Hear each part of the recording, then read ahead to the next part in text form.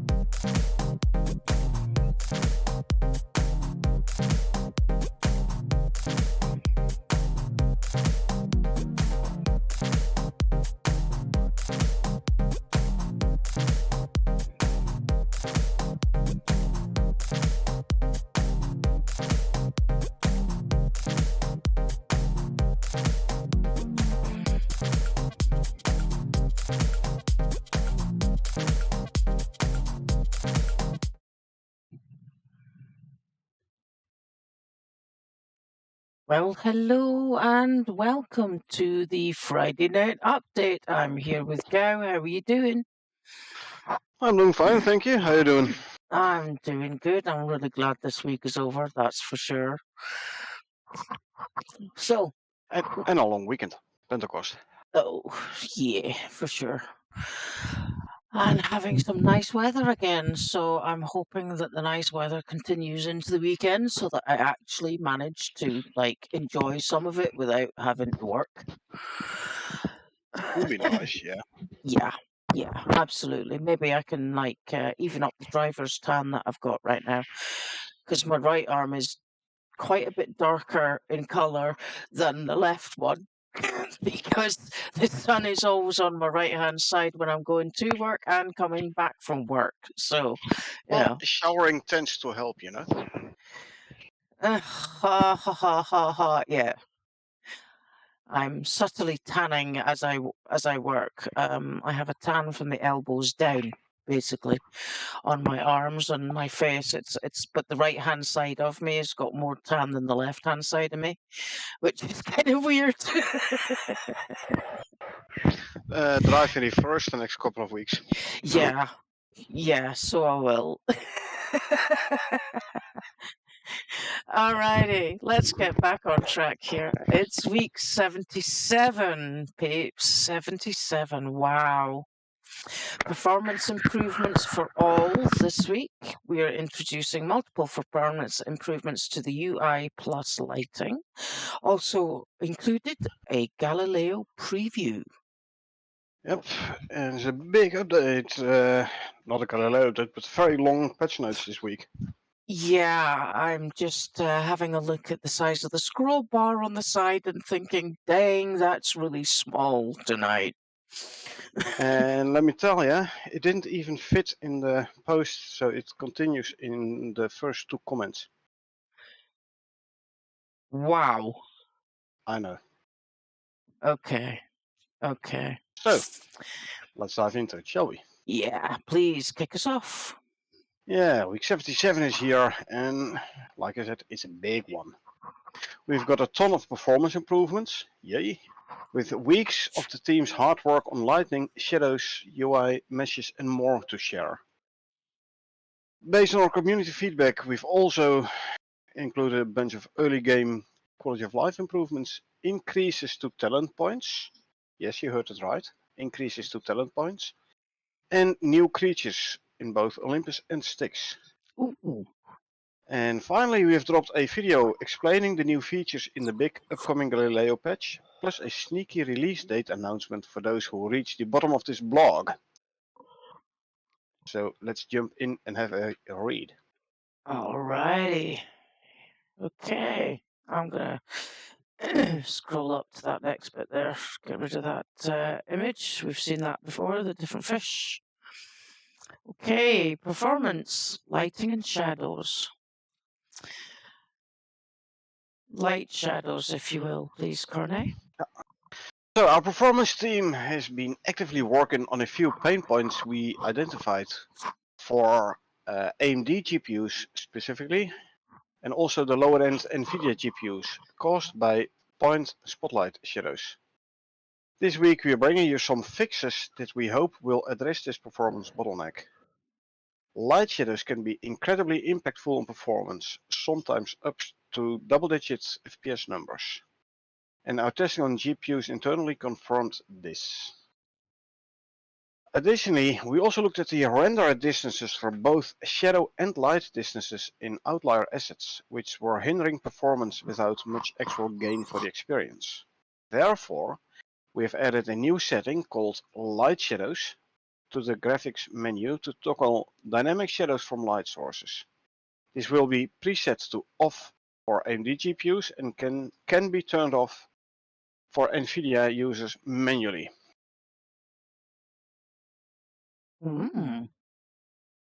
Okay. The next point, volumetric skybox detail. Our skyboxes generally occupy a third of each frame, so we have added a setting to reduce the complexity of these, obviously at the cost of some visual fidelity. Setting this to low in the graphics menu can provide a small FPS boost for certain graphic cards per our internal testing. Okay. No additional info on which graphic cards, but yeah. Presumably the lower end graphics cards. Yeah, considering that they were talking about that just above it, that would make sense. Also, lower end graphics cards have more trouble rendering or calculating all the frames, all the images, where high end video cards have less issues with that. Yeah. I'm not saying have no issues, but have less issues. So yeah. Yeah. And presumably low end video cards. Yeah. Okay. Yeah, well, that would make sense. You know, doesn't Static Carl? mesh. I was sorry. I Carl was has just gonna. AMD, yeah. Yeah, I was just gonna say he's got an AMD, so that would help him because he gets a lot of lag issues. Supposedly, hopefully, yeah. Yeah, that would be good. Okay. Static mesh distance fields. Icarus has substantially larger numbers of assets than most games, which causes a large strain on our systems to render these meshes. So we've reduced the distance field, DF, resolution, and improved the settings across thousands of meshes, which should limit the sporadic issues and lower quality visuals that occur on some meshes intermittently. Yeah, you know, like when you load into the game, it takes a couple of seconds before you get like the proper meshes. Up until this point, everything looks a bit crude. Those kind of things. Yeah, it kind of looks a little bit blocky until the pieces load up. Yeah, render in. Yeah. A sweeping project-wide optimization pass freed up a ton of system budget, which means that the system that relies on DF can operate correctly. A more optimized DF allocation should also equate to a decrease in hitching when loading sub-levels, and we would love to hear your feedback on any noticeable difference in the frequency of hitching after this update. Well, we know a couple of map points which were always laggy when you when you came across them. So Yeah, there are it's not certain too hard to corners. find out whether or not this helped. Yeah, because especially in your open world, there are a couple of very specific corners that are just really bad. Yeah. Uh, A very good example is the H7 corner. It's always laggy. yeah, that's true. I don't think I've seen this image before. Have we? I don't think so, no. No. Can you perceive what that is? Styx Arctic. Yeah, Snow and trees, so I reckon it's Styx Arctic. It does look like some drop pod on the ground there in the middle. Some kind of wreckage. yeah. Maybe a thruster, maybe. Yeah, I don't know. must be an image from a specific mission. Yeah. Ooh. Okay, we'll bear that in mind. Anyway. Alrighty. Performance UI, if you please. Yeah. So, on top of our improvements to assets and lighting, we are also introducing improvements to our user interface to address its impact on performance. Now, you might ask, why is user interface so impactful on performance? This is because the UI is processed on the CPU, the processor, not the GPU, the video card, at the end of every frame before being rendered on top of the final image. This creates a bottleneck at the point of UI generation as it runs slowly. If it runs slowly, the whole game must wait for this to finish processing before it can render the final frame. And the higher FPS you run your game in, the more impactful. Mm-hmm. If you run your game at 10 FPS, if you hard cap it on 10 FPS, your CPU has to calculate 10 frames per second. Yeah. The slower ones. But if you cap it on 120 FPS, or 140, depending on your VSync rate of your monitor, hey, it's gonna be way more impactful. Mm-hmm. Yeah. Internal benchmarks from our testing have shown that the UI cost is as high as 3.8 milliseconds. Sorry, the one above, you're right. Yeah. We've noticed a small amount of performance degradation as new UI elements have been added over the last 6 months. So we also did a general cleanup of some parts of the UI, which haven't been running as well as they could be. Now, the internal benchmarks from our testing have shown that UI cost is as high as 3.8 milliseconds while standing idle on a prospect. Doesn't sound like much, 3.8 milliseconds, but again, if you're running, it's like per frame, right? Yeah.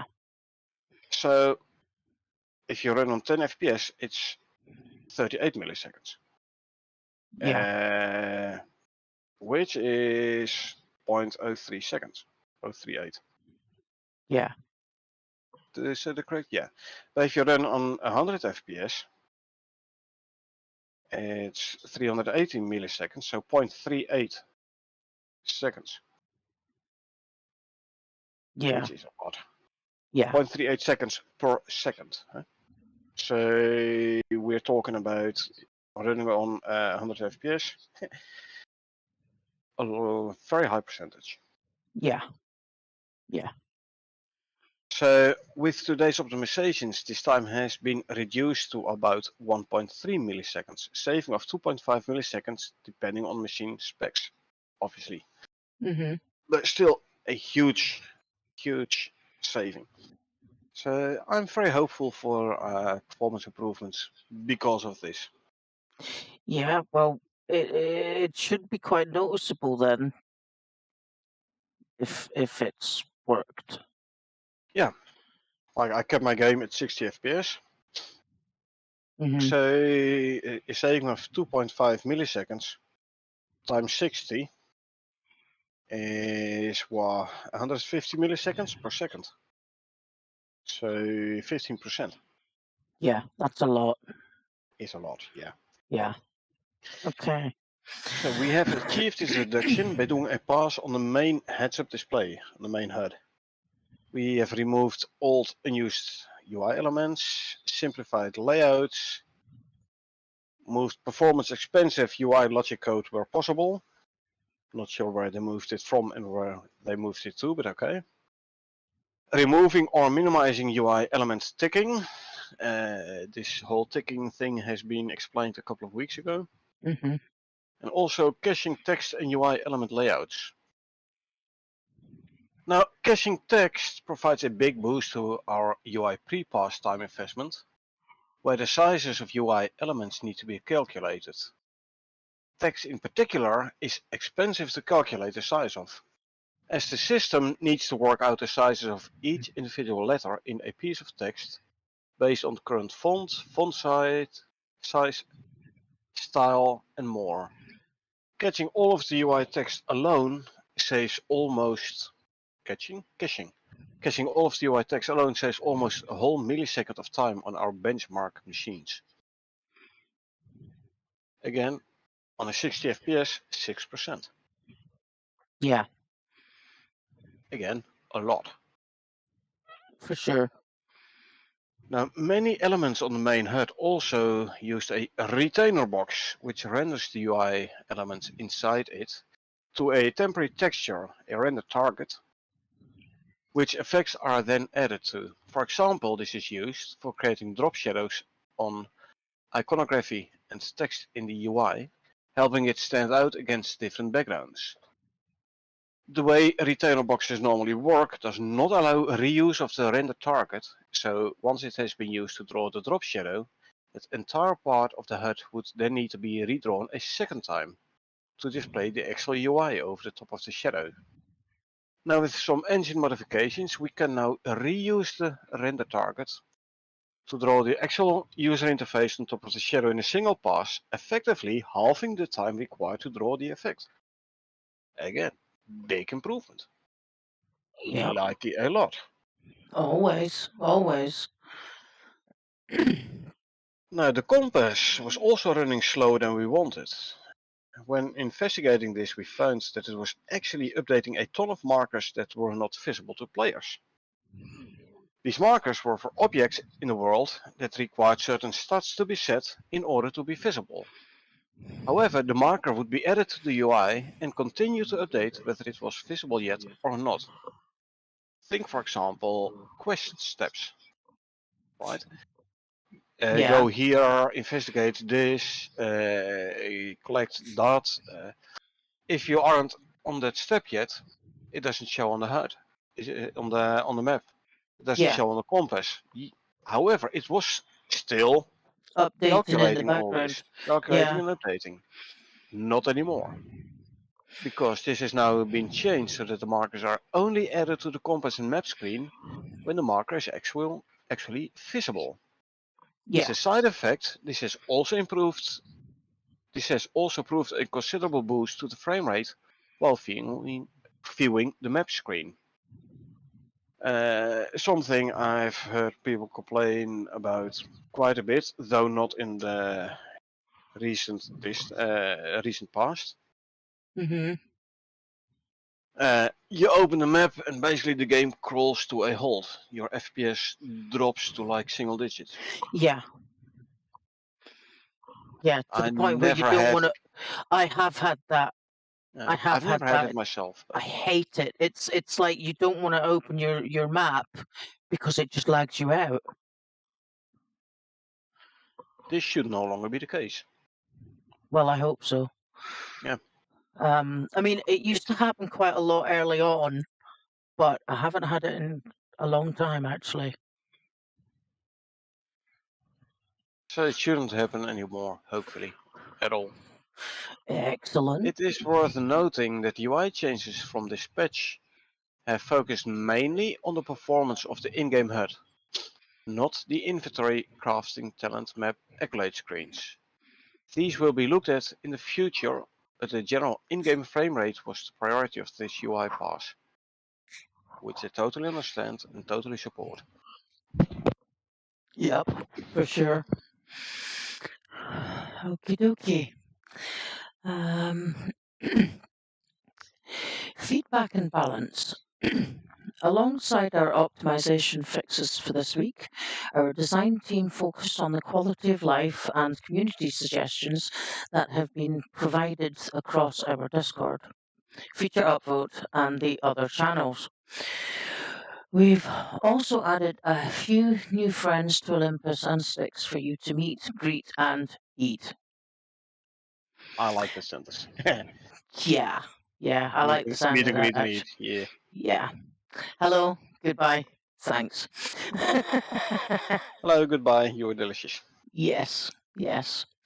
Our first balancing pass was done on the new player experience, aiming to provide a more intuitive experience and increase the options for players throughout the early game. Players are now granted 4 blueprint points and 1 talent point on odd levels. The 3 blueprint points and 2 talent points on even levels. So you're getting your blueprint points and talent points a lot faster now. Right, okay.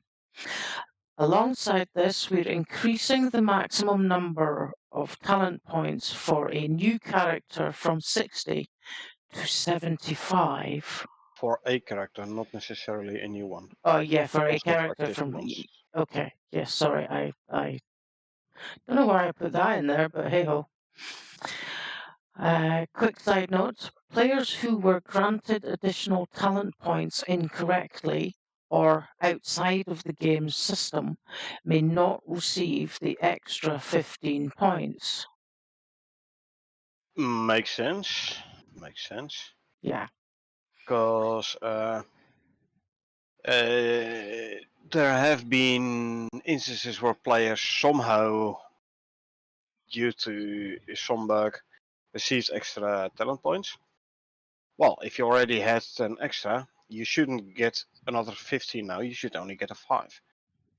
There was also a way to by JSON modifying, JSON editing, give you extra talent points. Again, those points you gained outside of the game that way, they should not be getting those 15 points as well. Hey Jake, welcome. Yeah, there were some issues indeed very early where some additional points were granted. I've seen the post in Discord about it. Yeah. Welcome, Jake. Good to have you. Welcome. You can't take away those points, but at least this way you can get everyone the same playground again, talent points wise. Yeah. You can even up the odds a little bit.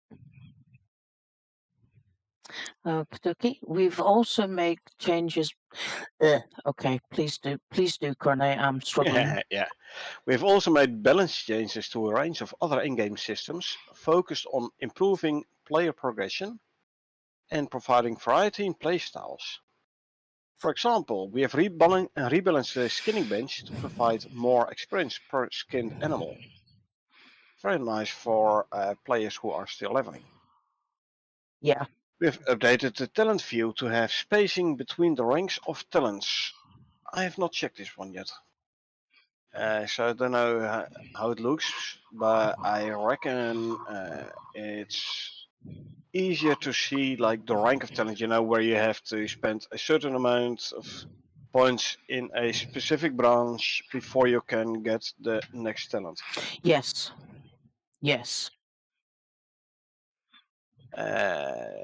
Next, Team Rich Presence now supports friend grouping.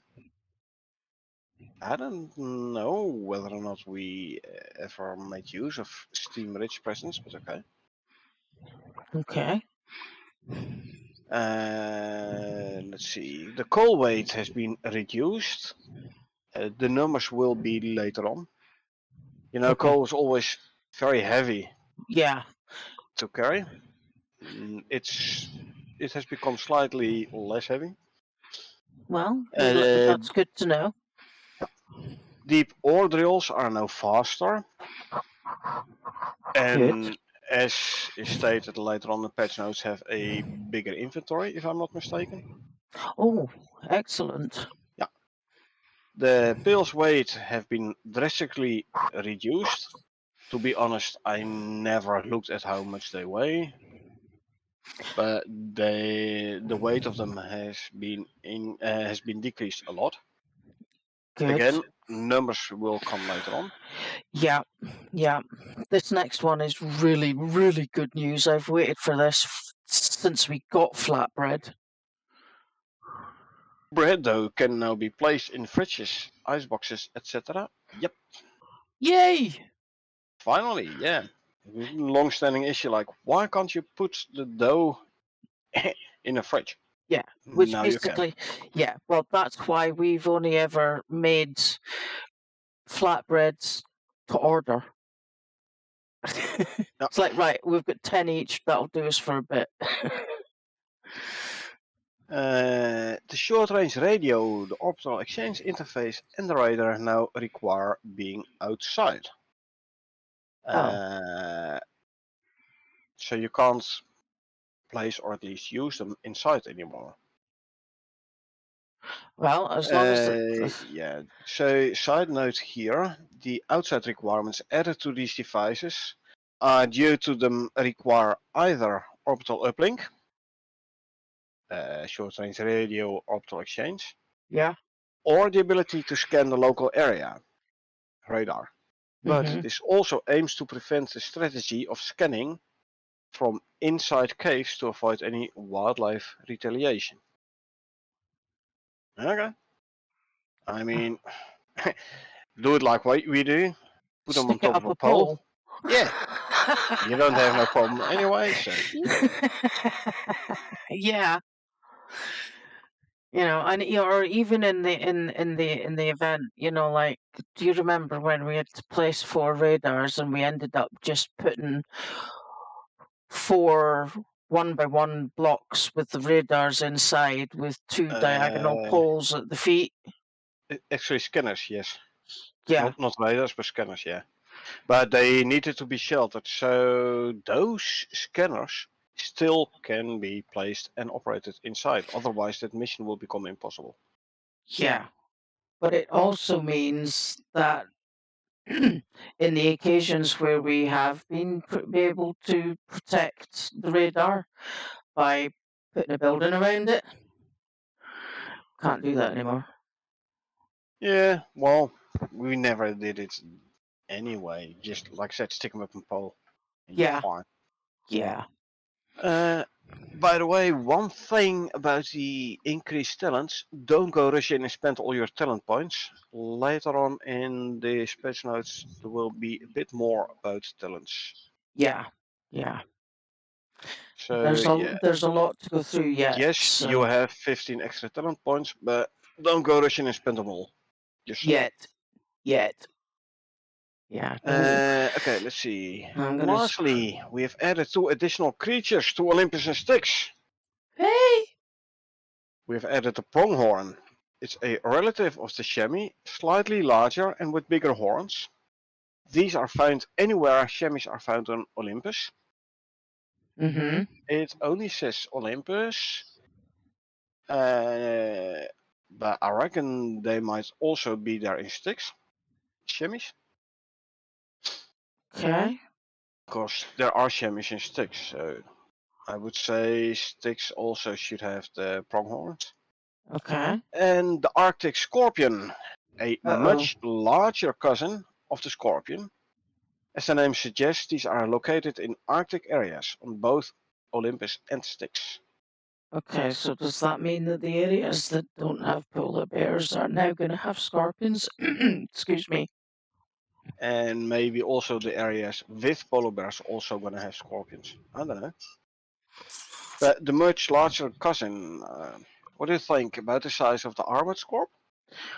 Yeah, that's where, that's where I went.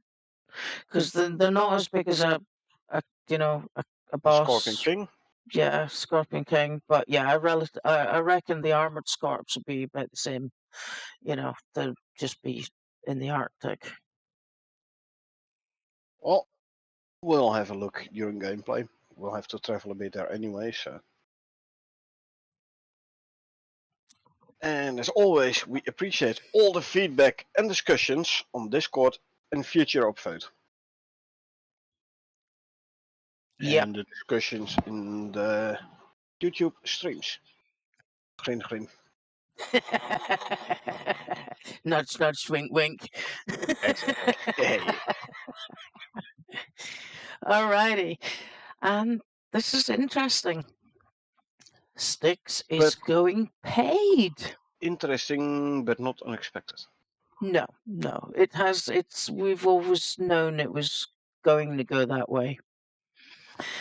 The Styx map was released 1 year ago. It was initially free, but was always intended to be a paid DLC in the future. Back in December, we mentioned this would be happening in the coming months, so this is a reminder of that coming soon. We are now waiting on Valve to make this change, so it could happen at any time in the coming weeks. People who already have it will not have it removed retroactively, but new players in the future will need to buy it. If one player in your party has Styx, however, any prospect or open world they host or launch will still be playable to anyone they invite, regardless of ownership status. They are Mark, owners. any prospect they host, they meaning the one who has Styx. Yes. So if you play with two people, one with and one without Styx, if the player without Styx hosts a mission, there will be no Styx. If the player with Styx hosts a mission, he can host a Styx mission and the other player can then join, even though that other player does not have Styx himself or herself. Yeah. So that kind of, I can't argue the point. We've always known it was going to happen. Now it's just going to be sooner than later. Exactly. Alrighty. Basically, as quickly, as soon as Valve processes this, it will become paid. Yeah. So we'll keep an eye on that. We will. Yeah. Okay. Moving swiftly on. Galileo is coming. Finally, the wait is very much almost over. Check out our preview for the Galileo patch below. P.S. It's releasing next week. It is releasing next week. Yeah. Week 78 update will be Galileo. Yeah. Oh, I'm not going to play this video just yet. I reckon if you want to see... It's a very short video, so you can play it if you want. Yeah. Okay. It's only a couple of minutes. Okay. Here we go. 3 minutes 28. Oh, I've got... Hang on. Today... I'll take that back. Yeah, take two. Hi, I'm Jake Dodansky, You might project lead on audio. Icarus here at Rocketworks. Today we're excited to introduce to you our Galileo patch.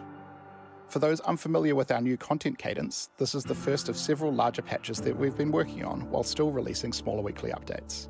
This patch includes several exciting features, including fishing, the bestiary, Steam achievements, and trading cards. Our hero feature of Galileo is the introduction of fishing to Icarus. To go fishing, prospectors will be able to craft a fishing rod from the new fishing bench along with traps and lures. All bodies of water can be fished, from running rivers to the lakes they connect to. Each water body will contain a different variety of fish, so you will have to go searching to catch them all. Once you've cast your line, you'll be prompted to hook your fish and reel it in. Once hooked, you'll have to keep the fish in the golden zone of this minigame. When the fish is in the golden zone, progress increases. Once the progress reaches 100%, you will reel the fish in. Fish are either saltwater or freshwater and come with a variety of stats, including quality, length, weight, and rarity. All fish you catch are recorded in the fishing book, which is part of the bestiary record. This can be opened by hitting J on your keyboard. Players can increase the likelihood of catching better fish or different types of fish by using lures. These are also craftable at the fishing bench and provide different stats to your rods. These can be equipped in a very similar way to swapping ammo out on your gun, by holding the R key. For players who don't want to actively fish, you can also build fishing traps that are craftable from the fishing bench. These will slowly catch fish that are available within the current location. Though be warned, these also fill up with junk and take far longer than using a rod. If you don't want to use a rod or traps, you can still go and shoot fish or slash them with your knife. Only now you will get fish chunks instead. Fish caught with traps or rods can be taken to the fishing bench and filleted into saltwater or freshwater fillets. All 3 ingredients can be used in a variety of recipes. Players can also craft new wall trophies and aquariums to show off their prize catches. Our next Galileo feature is the bestiary. This is a journal for prospectors to record what creatures they have encountered on Icarus. As players kill, fall victim to, skin, or craft trophies of, they will uncover more information about that creature. Each encounter with the creature is recorded individually, and as players uncover more information, they will unlock perks related to that creature. Upon first encountering the creature, you learn its name and its biomes. Further encounters lead you to learn unique lore about your foe, its weaknesses, habitats, and even unlock unique perks. Some of these include wolves dropping additional meat, reduction of oxygen consumption, and heat temperature resistance while in the desert.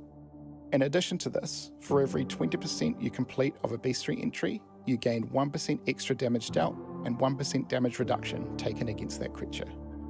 The last big feature is the addition of the Steam achievements and Steam trading cards, along with profiles and emotes that you can now earn while playing Icarus. These have all been hand-drawn and crafted by our art team and come with a range of challenges to unlock.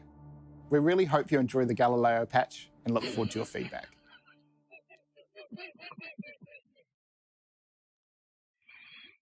Alrighty. Nice to finally meet you, Jake. Hi, hello. I'm giving you a wave, which reminds me, I really must get my webcam set up again.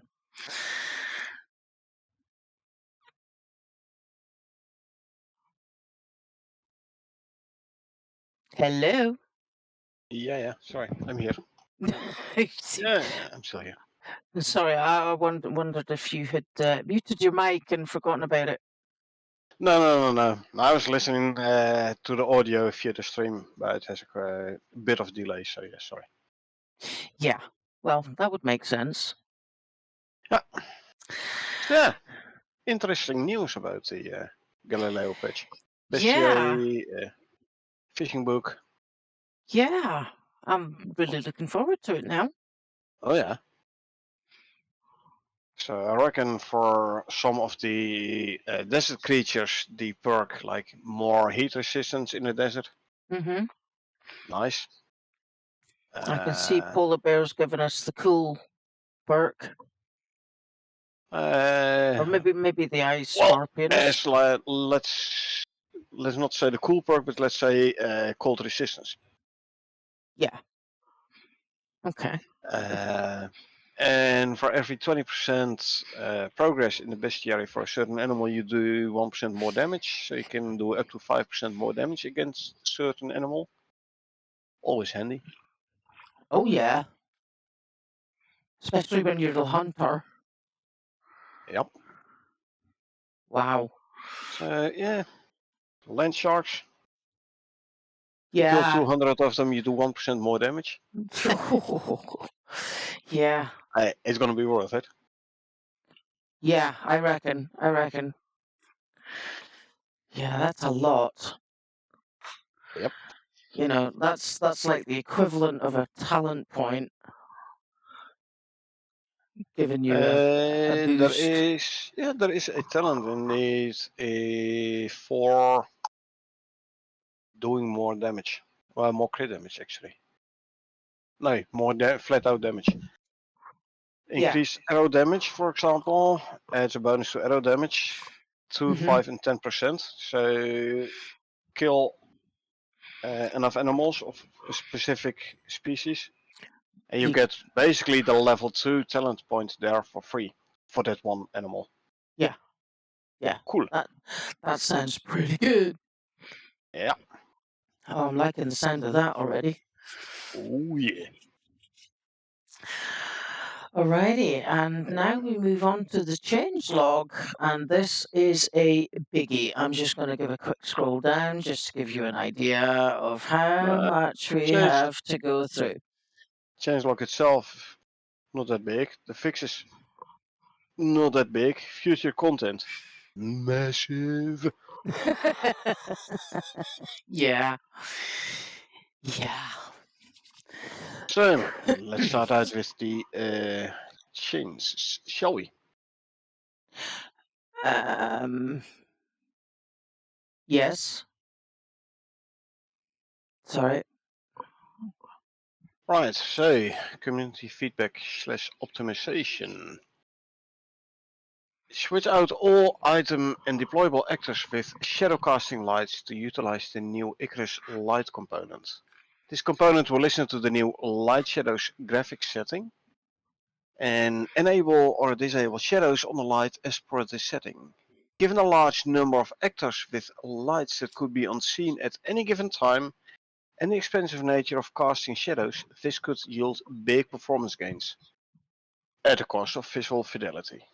And there's always the flip side, but yeah, I'd rather have slightly less visual and a nice flowing game than a very laggy game but looking amazing. I mean, would be nice if you could do both, obviously, duh. But hey, you can't have it all, right? Yeah, I mean, I'm quite happy to sacrifice graphics for smooth gameplay. Yeah. I mean, I could buy myself a supercomputer, a Craig supercomputer or something, but it's gonna be quite expensive. And then just for one game, nah. Hey, Michael. I'm grateful they continue to update small or large changes. Yes, definitely. And hey, you heard, next week we're gonna be having a huge update. The Galileo update. Not the Prometheus DLC, but the Galileo update with the whole fishing and bestiary and stuff. Yeah. Oh yeah. Woohoo! Yeah, absolutely. Absolutely. Can't wait. We'll have to, but Yeah. Okay. Add editor utility to print out item deployables with shadow casting lights that aren't Icarus lights. Adding new recipe on mortar and pestle and material processor, wood to sap. So 1 wood for 2 sap. 1 wood gives 10 sticks. 4 sticks for 1 sap. So wood to sap is 1 and 2. Wood sticks sap is 1, 2.5. 1 wood to 2.5 sap. So you skip a step, you get slightly less 3 sap. Hey, you'll skip a step, and especially for people who don't have the talent for breaking down wood into sticks in their inventory, those players have to use the carpentry bench to make sticks, and it takes forever. Yeah, it's not the fastest process. Crafting sticks in inventory is way faster, but hey, for people who don't have the talent, at least they don't have to go take the step to first turn wood into sticks and then turn sticks into 3 sap. So for those people, yes, you get slightly less 3 sap, but the whole process is going to be way faster. Yeah, it's 1 step less. So, adding new recipe pestle and mortar and material processor, 2 spoiled meat plus 1 sap for 100 units of biofuel. Now, I assume a biofuel can hold 10k. Mm-hmm. Because right now you need 103 sep to fully fill one biofuel can. I assume it's the same with this new recipe. 103 sep, hence 10k biofuel units in a can. Mm-hmm. Interesting that this is happening in the mortar and pestle and the material processor. And not in the Yeah. biofuel composter. Yeah. But hey, at least we finally have A different way of doing it. an additional use for the spoiled meat. Because you Yeah. will accumulate tons and tons of spoiled meat, especially in an open world. Yeah. And and you can't do anything with it. Up until now, yeah, you could make the green pills, but that's about Poison it. paste. And yeah, why would you use the paste if you can make the tonics? Why would you make the tonics if you can make the pills? Yeah. And for poison arrows, yeah, sure. How often do you use them? Not. Exactly. Actually, yeah. if I wanted poison arrows, I would actually go for the Cave worm arrows. the cave worm arrows. Yeah. Damn sight cheaper. Yeah. But on the other hand, look, stone arrows turn into poison arrows. Materials-wise, you don't have to hunt cave worms. But then again, especially in an open world, you go out mining ore, you collect a ton of cave worm drops anyway. So yeah. Yeah. Why not do the cave worm arrows? Yeah. Although, having said that, it does mean you need to complete that one mission where you unlock the cave worm arrows. Yes. For people who have not done that mission, for people, for example, who only play open world and not do any missions, they can use the poison arrows. So they can use the spoiled meat to make the poison arrows. Yeah. Yeah. Anyway, more biofuel. Then again, in my open world, I hardly use biofuel anymore. Do everything electric with water wheels, but still, hey, an additional use for spoiled meat. Always a like. good idea. Yeah. It also means you don't have to create a biofuel composter no more. Saves you a bit of resources. Not Yeah. much, but a bit. Yeah. Yeah. Okay. Fair enough. Okay. Adding new control setting crouch ledge safety to toggle the ability to crouch walk off a ledge if disabled. So, a couple of weeks ago, 2-3 weeks ago, I talked about this. Yes, you did. I mentioned this already, right? Yeah, you did. So normally, if you crouch, you don't fall off ridges and beams and structures and stuff. Mm-hmm. You can now toggle this. You can crouch and it keeps on going and you fall off stuff. It does mean you can crouch through the world without getting stuck on very small ridges. And if you toggle it on, then you don't fall off your stuff anymore. But then again, if you try to sneak up on an animal, you might get stuck behind a rock or something. So it's your choice. Hey Lelev, welcome. Finally made it to a stream. Just a little late. Accidentally converted the start time incorrectly. Yeah, I know. I only did GMT. Yeah. Welcome, Lelev. It's good to have you with us. I think here Lelev should be given the first trophy tonight, seeing as it's their first stream. So sure. We have a new meaning for the first trophy. Normally, Lelev, the trophy is given for the person who speaks first in the chat. But tonight, seeing as this is your first stream with us, welcome, and you get the trophy tonight. So, well done. Okay, disabled setting light shadows on deployable light sources by default for AMD and low tier cards. The GTX 1060 170 et al. etc. Yeah, like the lower end NVIDIAs. Carl.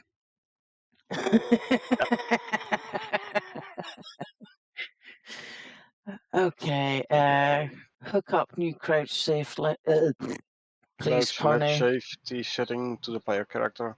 Basically the one to above. Yeah. So you can now toggle it on or off. I am not going to touch it because I've gotten so used to that, and it has saved me so many times. Yeah, save here. Save here. Same here. Yeah, I'm remembering the clip from one of the Triple F video episodes that I only just managed to kill a polar bear as I fell off the pole. Yeah. Yeah, I remember that really well. Okay, cleaned up begin play logic a bit as it was getting pretty messy and difficult to add new events to. Okay, thanks very much. We always like an improvement. Slightly increased blueprint growth rate, granting 3 points per level plus 1 per odd level, total of 4 at level 1, 7, 2. At level 1, 7. At level 2, 11. At level 3, and so on. Wrong. Total of 4 at level 1, 7 at level 2, Oh, 11 yeah, at okay. level 3. This is the cumulative amount. Oh, So no. at level 1, you go 2 4 points. At level 2, you go 2 7. You don't. They don't add 7, but you increase from 4 to 7. And level 3, you increase from 7 to 11. Michael says, so eventually we will get all the blueprints. You already did, Michael. You stopped getting talent points, but you still kept getting blueprint points. Yeah, On my main character, I've literally unlocked every blueprint, except the ones which are like not there yet. Yeah. Literally unlocked everything, and I have like 1100 or 1200 blueprint points still left. And counting. So whatever the game is gonna throw at me, I'll be instantly able to unlock it. Yeah, and although I don't have quite that many, I have also got everything unlocked, as can possibly be unlocked by that said character, and I'm still counting. So yeah. Okay, here we go. Will you please read us through the next one, seeing as I just totally murdered the one above it. Yeah. So we increased the XP granted by the skinning bench by 9 times. Predators will now grant slightly more experience when skinned on a bench compared to in the wild. Passive wildlife will grant 4 to 5 times more experience when skinned on a bench compared to in the wild. Again, especially for players who are still leveling, very useful. Yeah. The flip side obviously is with every animal you have to go back to base and put it on the skinning bench. You get more resources. You now also get more experience, but it'll cost you more time. Yes. So Okay. there's a consideration you have to make for yourself. Like you have to wait for yourself. Do I want the experience? Do I want the resources? Or yeah, it takes so much time. In the grand scheme of things, I still get more experience by skinning it in the field, because then I don't have to run back and forth to base all the time. However, an early level player will benefit better from skinning on the skinning bench as opposed to killing it out in the wild, because how many times have we been skinning stuff and you've had another wolf at your back, or you've had a jaguar behind you, or you've been attacked by you can disable the skinning animation, the skinning action. Yeah, But yes, true. I know what you mean. And yes, I've had it myself as well. Yeah. right. So You start skinning and all of a sudden there is a bear behind you tapping you on the shoulder and like, what you doing? yeah, Clang! And you're like, ew, oops, Ping! Echo. yeah. Yeah. Can you come pick me up, please? So yeah. So yeah, for a low level early character, the skinning bench is the way to go, right? Because then you can skin it in the safety of your protective layer. It's Right. safer and Whether it's also gives more resources. yeah, whether that's the rock on the south side of the island for the really early players, or inside your base for the more midland to higher level players, the reality is you're gonna kill so much out in the wild, it becomes automatic to skin it. So if you're gonna get 1,200 points from skinning a wolf in the wild, what's it gonna give you on the skinning bench?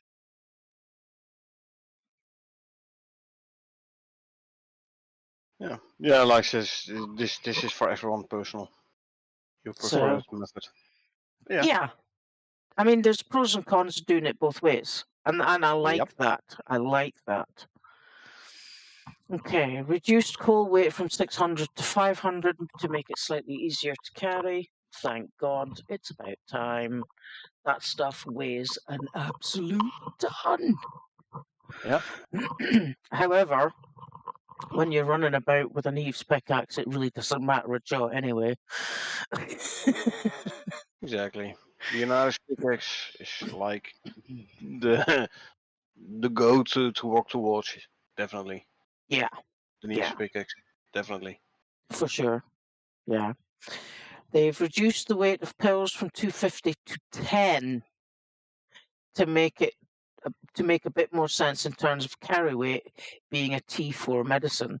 Well, Yeah, it's we tier all 4, know. so it should be lighter than tier 3. It's a pill, not a bottle, so it should be lighter.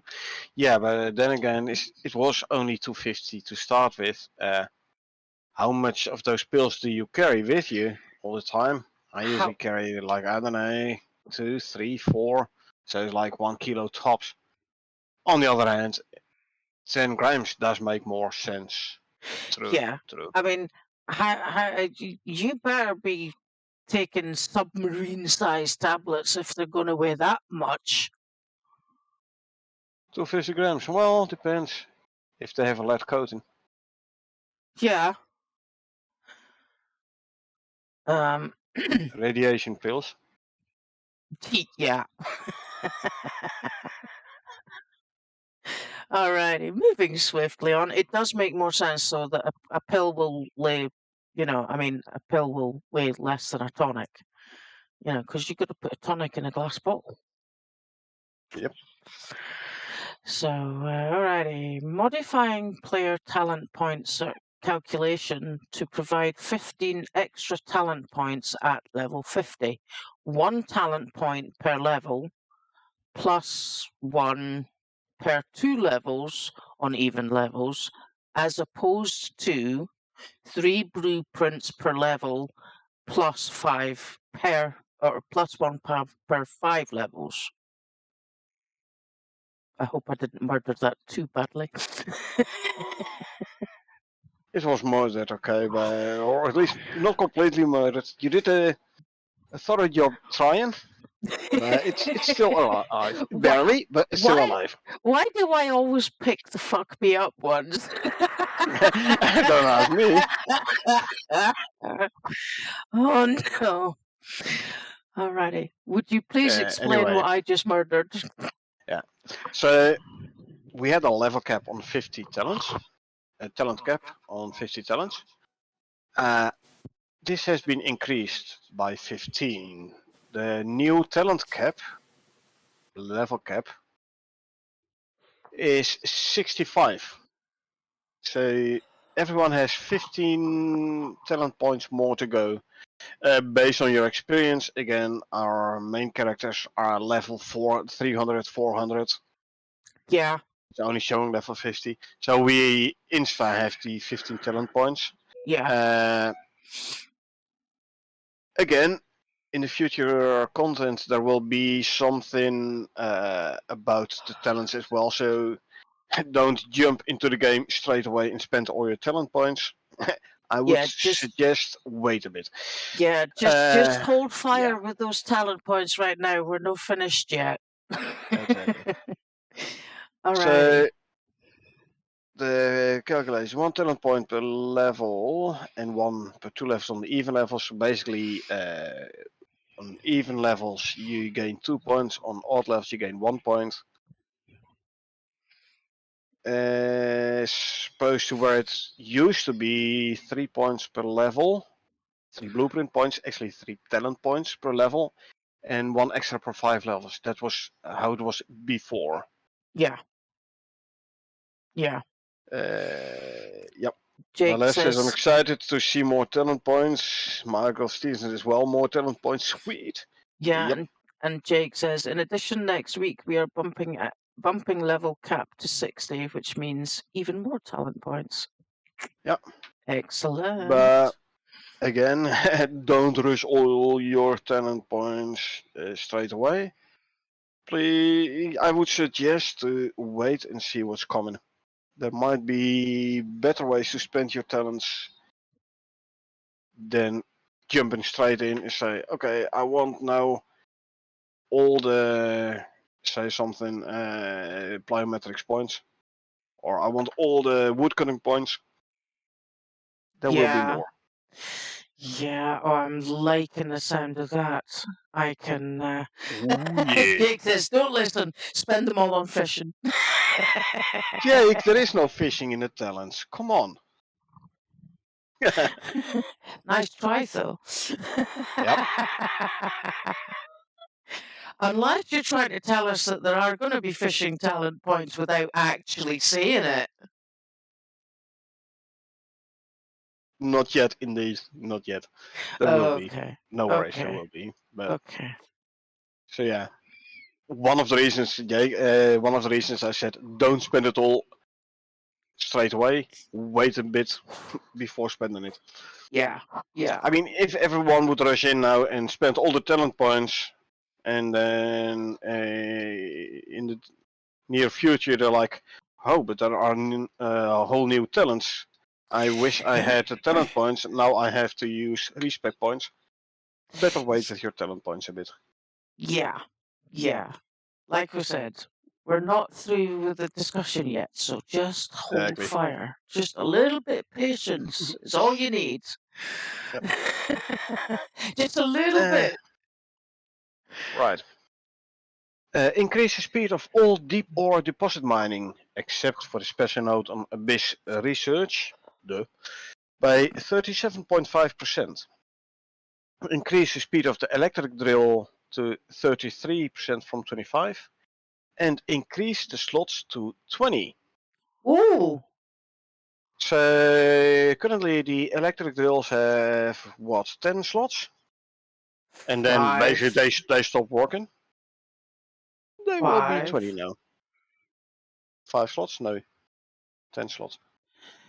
Unless the drills also benefit from the talents for extra storage slots, but that is not a it's not 100%. storage.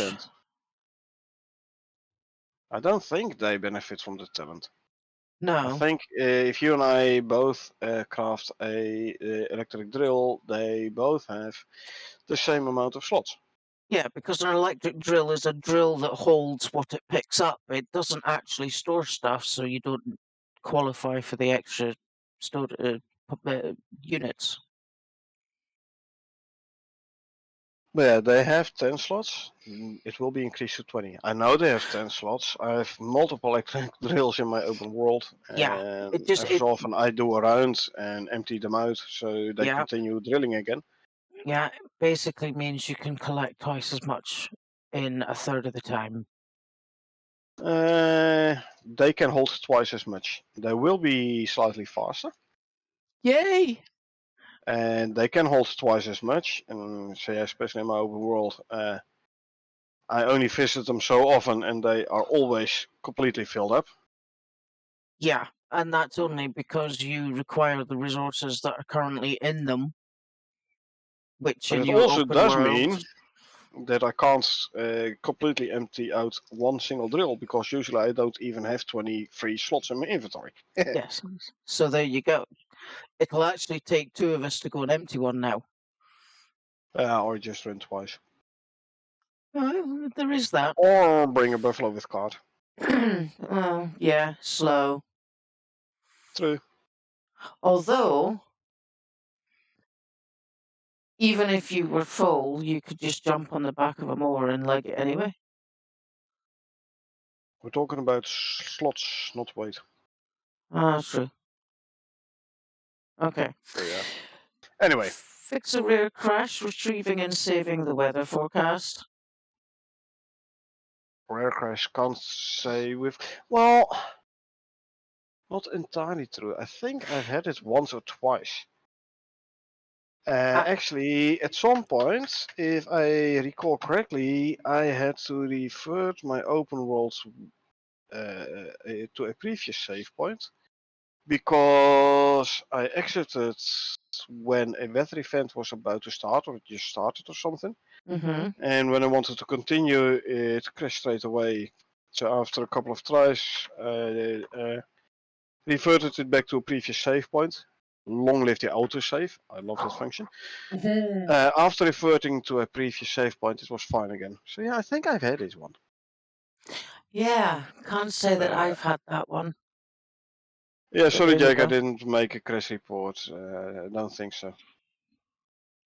Didn't find it important enough for myself, and didn't really think about other people possibly having the same issue. But anyway. Yeah. Okay.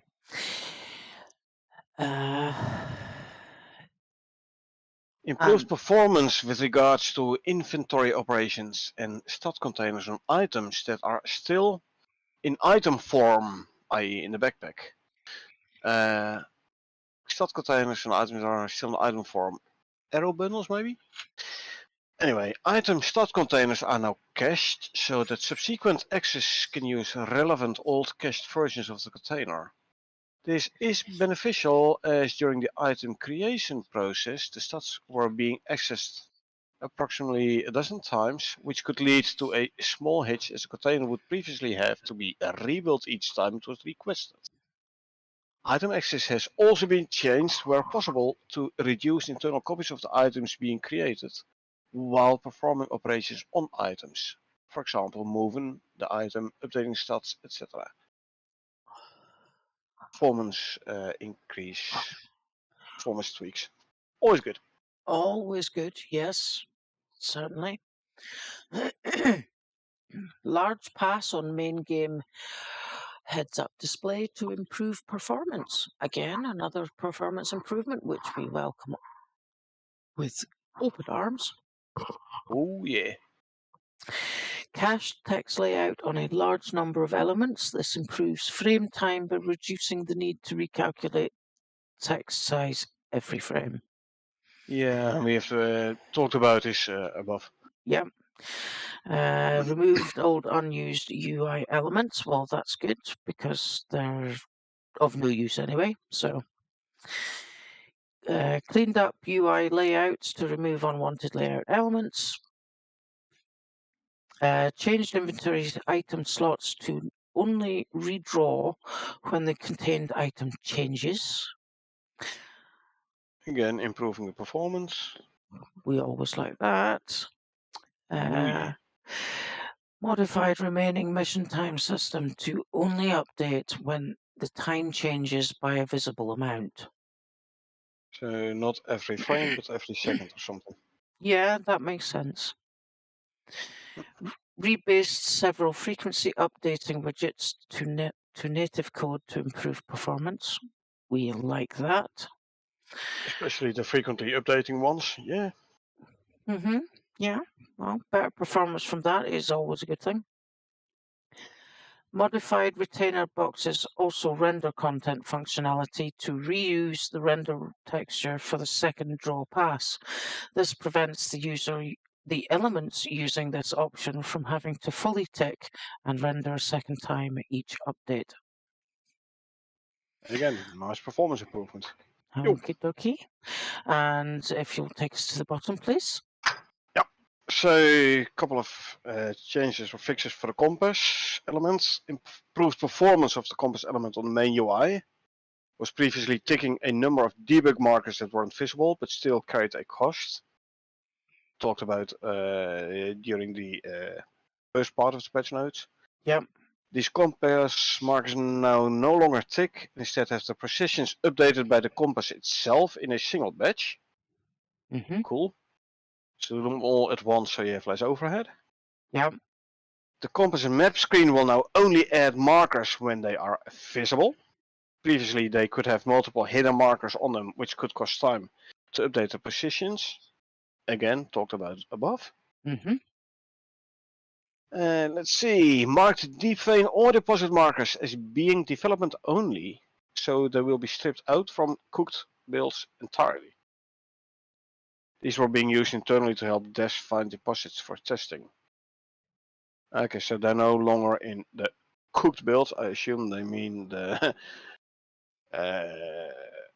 builds which are presented to the player base.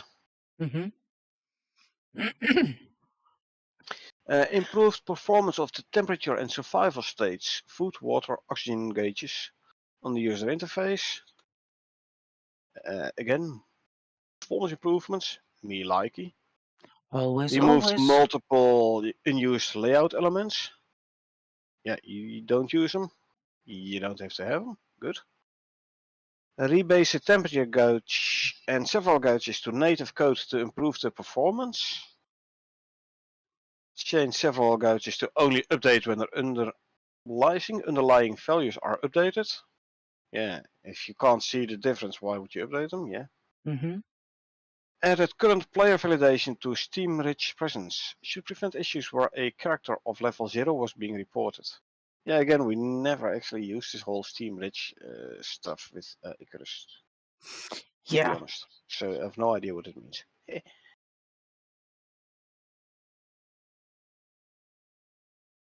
So these were the changes. Oh, wait, just And 2 optimizations. 2 seconds. One, This last two. one up Okay. here. This last one up here, the Steam Rich Presence, right?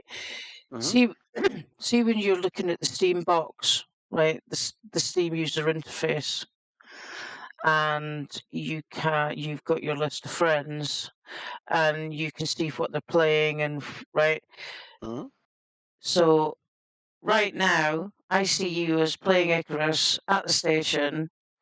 Mhm. Go MP2 level 50. Is that Mhm. what this is talking about? So instead of your character being registered at level 50, it was reading level 0?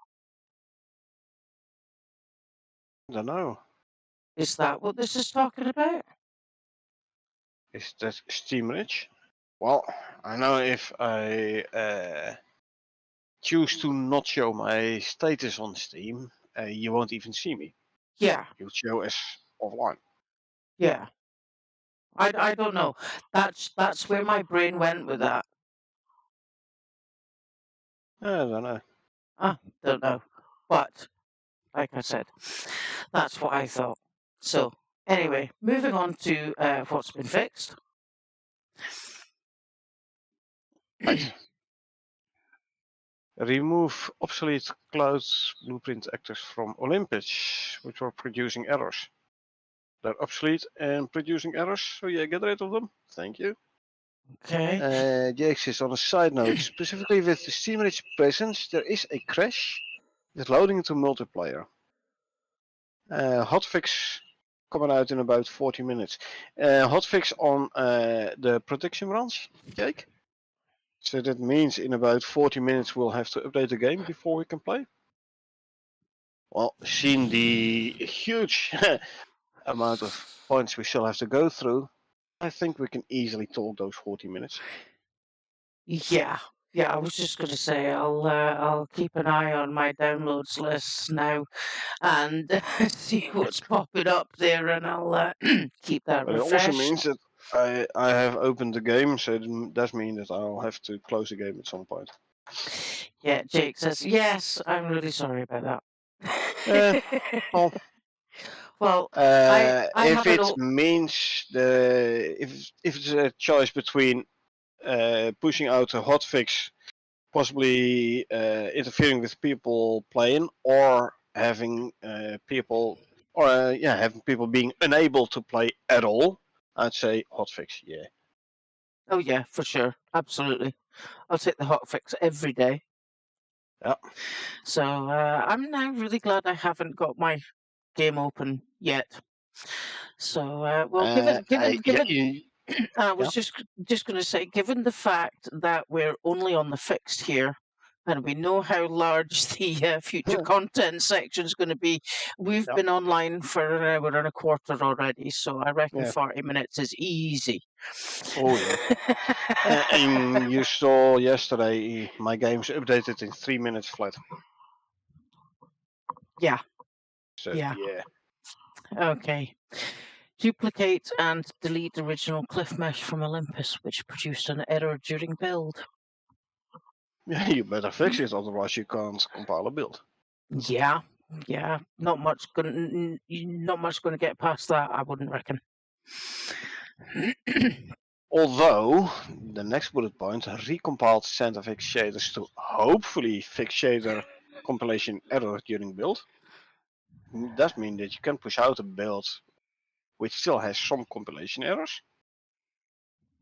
Seen the wording hopefully fix. Yeah, that doesn't sound too confident, actually, does it? Really? Yeah. Oh well. However, they did fix a typo in the extermination quest. Yep. Yes, we know. We know. Focus test and welcome. Yes, I need and more coffee. Yeah. We'll be here a while. Don't worry. Yeah. You can get yourself a coffee. No worries. Yeah, if you've got a wireless headset like Carnet has, you can take us with you. Exactly. All right. Talking about fixing typos, I reckon this one here might just. Is this re-adding or is it reading with 2 Ds? Because if it's re-adding, it should have a hyphen in there. I know. But it's re-adding. Re-adding firearm and bow start value retrieval from the correct components. Re-adding because this was inadvertently removed. Well, I might be mistaken, but I think there's a typo inadvertently, but okay. Missing this data resulted on firearms and bows being unable to be fired or reloaded. Oops, this is now fixed. No, yeah, I know the irony, right?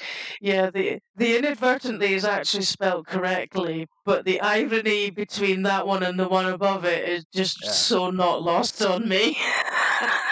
I know. Okay. And don't worry, there will be more typos in here. Don't worry. Yeah, and trust us, we'll find them. We're just a little bit OCD like that. Exactly. Okay, they fixed wild boar carcass bones mesh having material override applied incorrectly. Okay. Okay, so now they look proper again. Okay. Good.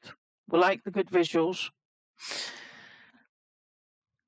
Fixed bug where clients would see the press F to harvest on animal carcass that had become a skeleton already. So the carcass had been promoted to skeleton or had grown into a skeleton. Yeah, you couldn't really harvest them anymore. Actually, I would see that, but it means I still have to hit it with something to get the bones off it. Yeah, but it shouldn't display the press F or E in your case to harvest anymore. Yeah. It's just one carcass to the other carcass. What you want to be when you grow up? says the other carcass. A skeleton.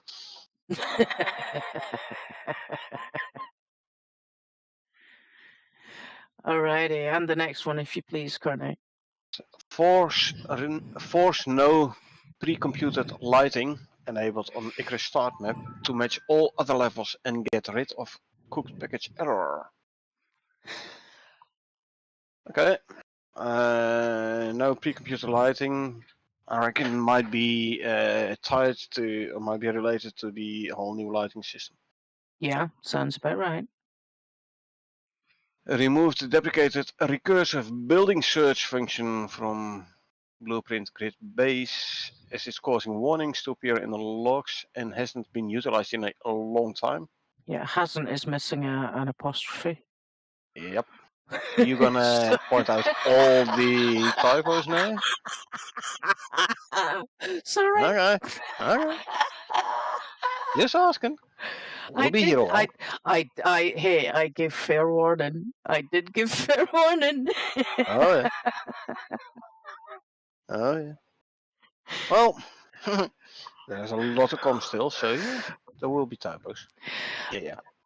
Alrighty. Anyway, fix numerous processor recipes with no audio assigned, which plays when crafting. Yeah, usually like the drying of the meat, the cooking of the stuff, all those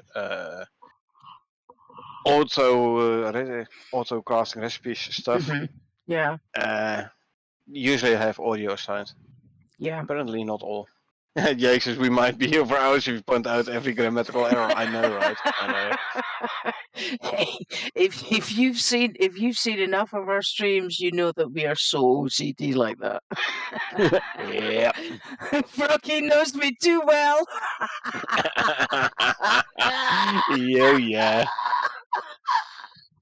Oh no. Okay. Oh no. Keep breathing. Okay, carry on, please. Right. Let's see. Add DT validation to pick up on processor recipe rows with no audio assigned. Type into the one above. Yeah. Add an option to reduce skybox detail and default to low on AMD GPU and low tier cards. Talked about above. Yeah. Default to FSR performance on AMD GPU. I reckon tied into this one. Yep. Completely removed stat container and actor state from the inventory manager. This fixes the manager's stat container overriding the stats on the inventories that use the manager, notably the stats that disables inventory spoiling. Oh, Jake. I think I might deliberately add more next week. Yeah, right. We'll be there for hours again next week.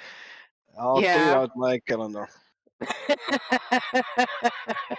So we start at 21:30 GMT. We hope we will be able to finish the update discussion the same week.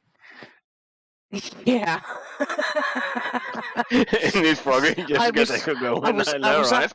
I was actually just going to say it's a bank holiday weekend this weekend, not next weekend. I have to work next Monday. Well, work's overrated anyway, so yeah. Yeah. Froggy says, just let me type it and you'll get plenty. Yeah. Okie dokie, moving swiftly on. Lales says, joined to Discord today, so I hope to catch more live streams in the future. Yeah, I put a notification in for each stream, so. Yeah. If you subscribe to the Discord, you'll get the notifications. Absolutely, and I haven't used it very often, but we also have the community tab on the YouTube page, so please keep your eye on that. And if you see any YouTube channel page, the YouTube channel. So if you see any new information in there, please feel free to drop your thoughts, join in, drop your comments, let us know what you think. Okay. Update sun position in every 10 minutes instead of, 10 milliseconds instead of 200 milliseconds to fix issue with solar panel not being able to line trace it periodically.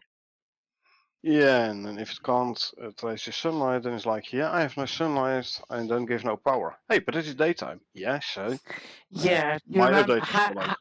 How many times have we put solar panels at halfway up a mountain because that gets sun at 6 o'clock in the morning? Too often. Too often. Well, Better place them all in the desert and run like a 5-mile power wire. Yeah, exactly. And then spend the next hour trying to find which bit of it's broken. Yeah, that's a bitch. Yeah. Okay. Trust me, I know. Okay. Update crop plot UI to show the correct greenhouse effect amount within the greenhouse tooltip. Weeks ago they fixed this already, I believe. Was it broken again? Anyway, it's a good thing if you use a crop plot. That is, it's a good thing you actually can see the proper greenhouse effect here. Yeah. So you know whether or not you have to place additional glass pieces around it and stuff. Yeah. That makes sense. Okay. Re-implement slow stick optimizations for Atmospheric controller, sorry. Slow stick, slow tick. Talking about typo. Anyway. Oh no. I know, Okay, right? carry on, please. So one more about the solar panel. Change the solar panel trace logic to classify no hit a success for enabling power for the instances where the trace misses the sun. So updated the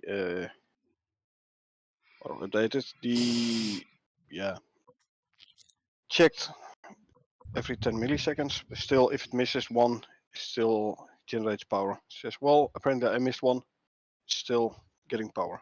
Good. Okay, good. Thank you. Fix equipment and survival slots on inventory screen not updating. This was caused by them not being registered for inventory updates with the new faster inventory UI callbacks. Yeah, it's faster. So fast it doesn't update at all. Oops. I'm so glad I fixed that. Oh dear me. Yes. Seriously, blink and you miss it. Yeah. Okay. Fix focused item UI binding to wrong focused item change event, causing it to not update when the item changes. I reckon tied to the bullet point above. Yeah. And one more for the inventory. Disabled the new fast inventory mode for space inventories, loadouts, and meta item storage, as the event bindings do not currently exist outside of survival. This was causing items to not be visible when purchasing new items or moving items to or from a loadout. I know, I had that issue when I was testing out the new branch, the Galileo. I wanted to drop into open world, and you control click on an item to load it in your inventory, and it didn't show up. Odd. Oh, I need another Hark suit. Go to workshop, purchase one, go to loadout, control click. What had I added before? I don't know anymore. So I reverted back to the production branch, put on my equipment and stuff, dropped into the open world, updated to Galileo branch, and then was finally able to play. I'm glad I fixed that because it was annoying to say the least. Yeah. Okay. Fixed alteration bench incorrectly using newer inventory item UI elements. Yeah, if the bench is the only one using it and the rest of the game isn't using it yet, yeah. I can see how that could cause some confusion. Yeah. Okay. Fix not being able to drop inventory items by dragging them out of the UI. Had disabled too much mouse interaction with the main HUD as part of optimization efforts. Yeah, you have the drop box, so to say, at the bottom of your inventory. Yeah. You're supposed to drag items into that box to drop it on the ground. Yeah. But everyone, or about everyone, just drags it outside the inventory to Yeah. drop it. Yeah. I do the same. Yeah. Well, That that's stopped what working. that's what you had to do in order to drop it when you were in the beta weekends, and unfortunately with us it just stuck. Yeah, and it's way easier because that area is way bigger. Yeah. So I'm glad I fixed that.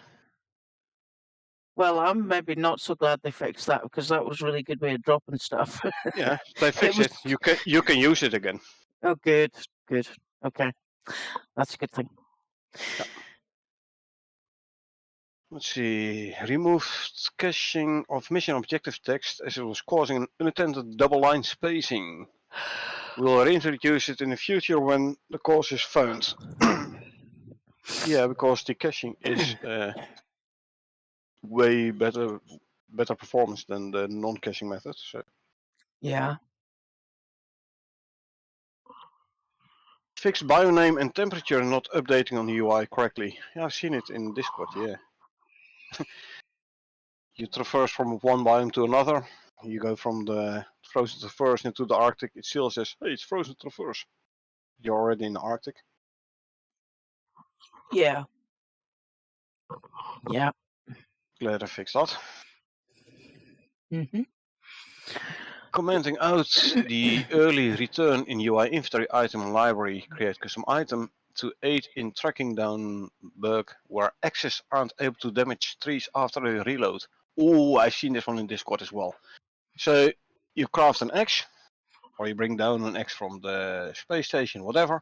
Mm-hmm. You're happily chopping down trees. You're like, oh, time to eat. So you save, you exit the game, you go for dinner, you come back, you load the game. You want to continue chopping down trees? No dice. Yeah. Access did not work anymore. Workshop access not, crafted access not.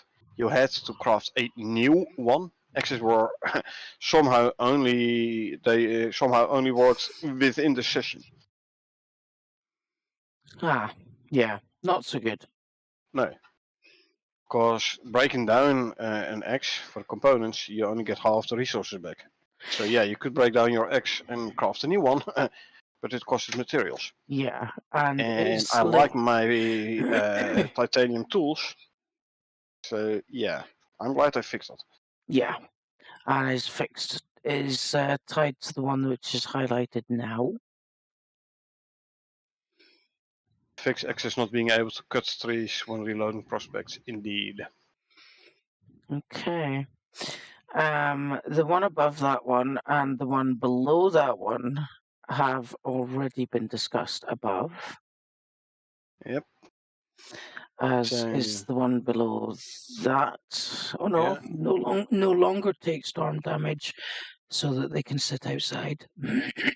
Excuse me. They have to be outside, but they're taking storm damage. Mm-hmm.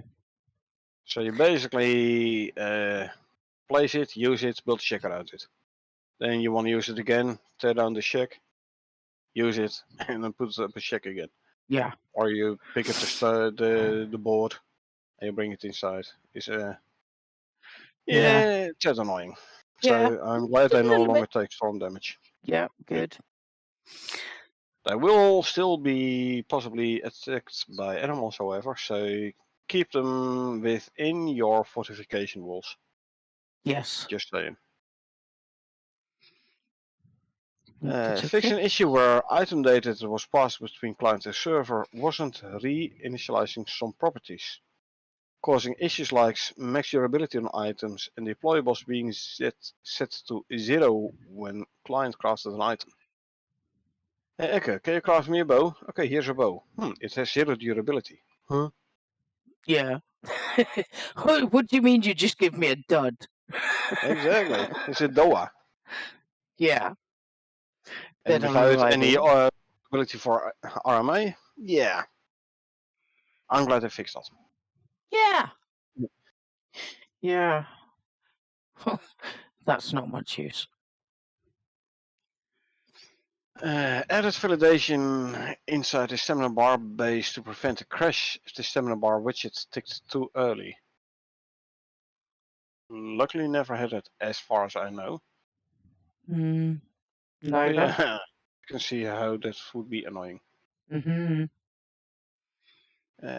Added default values for members of the F player rewards schedule. I don't know. Does this have something to do with the Steam achievements or something, or the accolades? Player reward schedule? I don't know. Or is it the mission rewards or something? No idea. Yeah, pure speculation. Yeah. Yeah, I assume it was needed because it's listed as a fix. So Yeah. fix an error when trying to play the pickup animation without a currently focused item. Yeah, you want to play a pickup animation, but you don't know what to pick up. I can see how that could result in an error. Yep. Yeah, for sure. Fix multiple UI panels incorrectly using the new inventory slot elements. These have been changed back to the old style slots for compatibility. Good. Nice. Fixed health bar segment lines being offset from intended position. Yeah, like since last week or 2 weeks, you have these little black lines in your health bar, your base health, and then the health added by food. Mm-hmm. Those black lines weren't properly positioned, so you had your health bar going beyond the last black line. Yeah. So you had more health than you actually had. Yeah. Cool. Mm-hmm. But yeah, it's now fixed. Good. Mm-hmm. Fixed temperature bar not updating when mounted. I could see how this could be exploited. You have no cold resistant armor. You still want to travel through the Arctic. Well, you travel on a mount. You never get cold. Yeah. I mean, sure, a mount does generate a certain amount of heat, but walking outside in a blizzard during the night in the Arctic, hey, no mount will be able to provide enough heat to keep you warm, except when it's a TomTom. Yeah. Yeah. And you're on planet Hoth. Mm-hmm. Yes. With a lightsaber. Exactly. So. Temporarily disabling the can cache on UMG inventories on UMG inventory items. Top level invalidation box in an attempt to fix inventory slots rendering behind background blur element. Yeah, if you can't access all the inventory slots, yikes. Yeah. That's a bit painful. Yeah. Yeah. You can carry 20 items, but you can only see 12. The rest is blurred. You can't access them no more. Can't scroll So, down. oops, I need to shoot your kit. Yeah, it's an item slot number 17, which you cannot access. Yeah. Too bad. That ain't nice. Yeah. Yeah, it's one of them suffer, bitch. Yeah. All right. Right. Fix outpost not being visible in non-development builds. What? That issue returned? They've had it before where you couldn't see the outpost. It Yeah. had something to do with player flags on Steam, I believe. Yeah, they had that issue when Styx came out. Did they Yeah, not? I've seen it pop up a couple of times. Yeah. So is it broken again? Well, I'm glad they fixed it. Until next time. Yeah. Yeah. But let's stay positive. Yeah, they fixed it. Yes. Absolutely. Let's be realistic until the next time. Okay. Yeah. You know, I'm a realistic optimist with a slight touch of pessimism. Yeah, you and me both. Exactly. Let's see. Fix survival gauges, food, water, oxygen, not visibly updating when on a mount. So you run out of food, but you don't notice it. You run out of Yes. water or of O2, you don't notice until you drop dead. Yeah, until you literally fall off the animal because you're dead. Yeah, and then you're like, 1 second the oxygen bars is like 100% full. The next moment you fall off your mount and it's like completely empty. Oops. Yeah. Yeah. Glad I fixed that. Just like real life. Yeah, man. I know, right? Yeah, dang camels. Yeah. Oh dear. Let's see. Fixed food segments on health bar not matching up with their intended X positions. So horizontally offset. Mm-hmm. Yeah. X is horizontal. Yeah. A little bit to the left. Yeah, more visible fix. Yeah. Fixed case where survival gauges would not bind to character stats during startup. Interesting. Mm. So you have like unlimited oxygen, unlimited water, O2.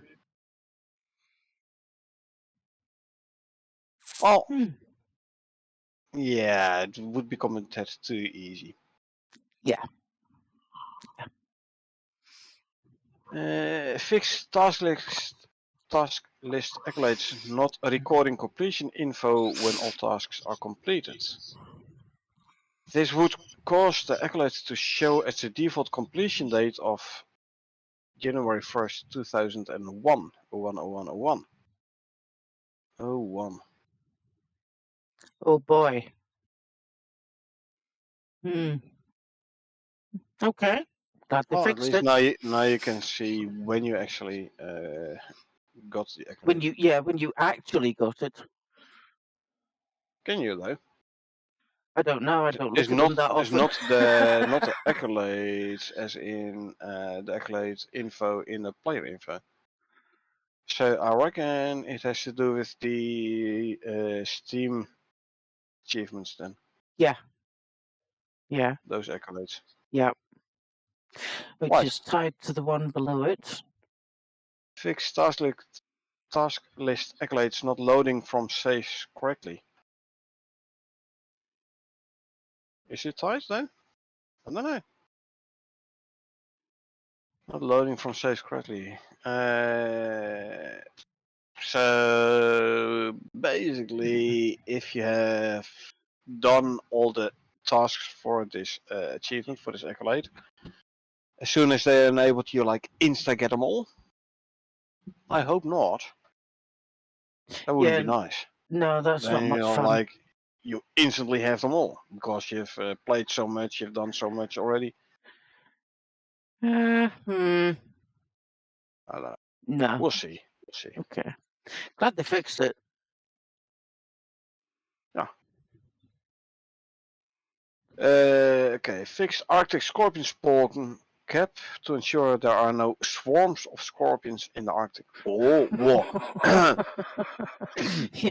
Bear apocalypse, wolf apocalypse. Nasty memories. Oh my god. Yeah. Swarms of scorps, especially if they're bigger than the normal scorps. Yeah, right. So you're running through the Arctic, you go around the corner, you all of a sudden see like A 50 of wall them of big tails. scorps. Whoopsie. Yeah, no.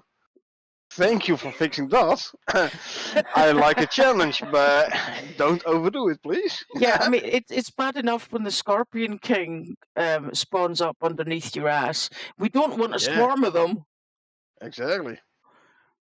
You know. Jake says all the achievements are new ones. Don't be sorry, I like it when they're new ones. I don't like it if I insta get them all. No. And I actually, yeah, I like sort of like finding out which ones I've still got to get and trying to work them. All of Oh, them. right, okay, so I've got to do this in order to get that. But Yep. being able to sort of like get them, I like when you can get them as you go, but I also like the fact that there are ones that you like directly have to go and get. Like I said, I prefer to have to work for them and not instantly get them all.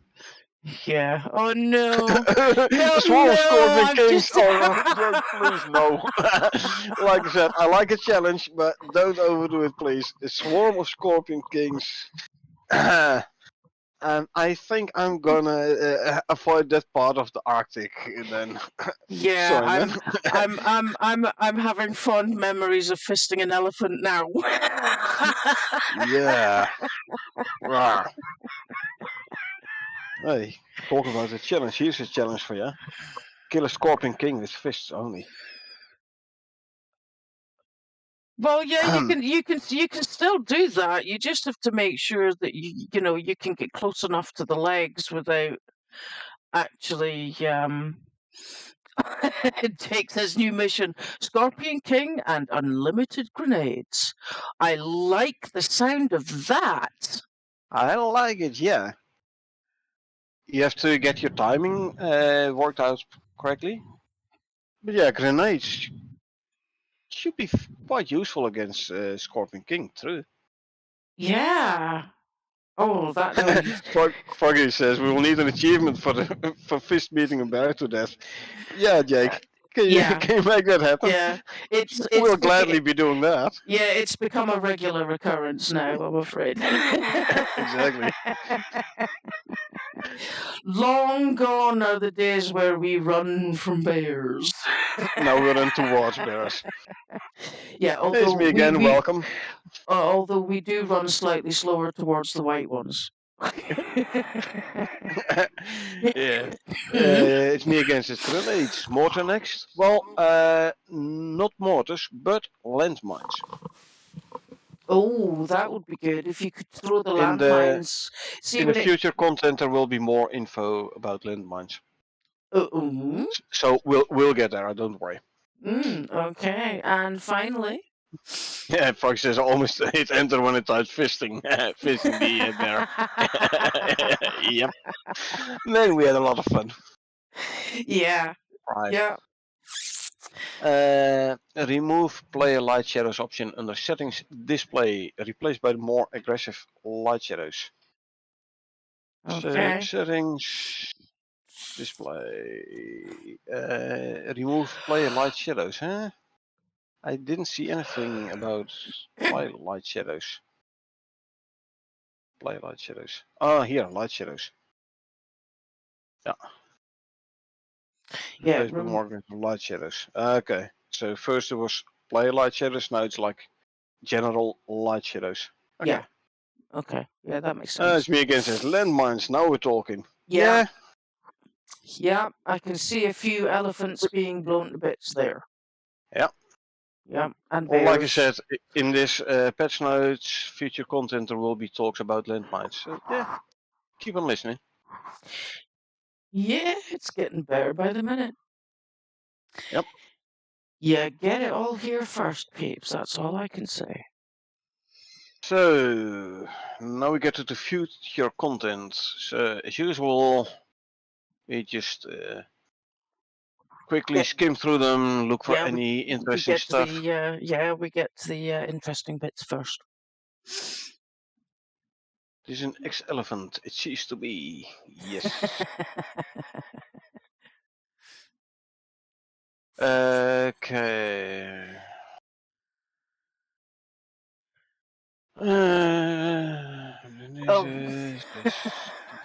The Orange Field Guide. Huh? You want to say something? No, I was. I read this word wrong. Which word? The highlighted word. Diorama. As diarrhea. Yeah. Yeah, that would be a shit show.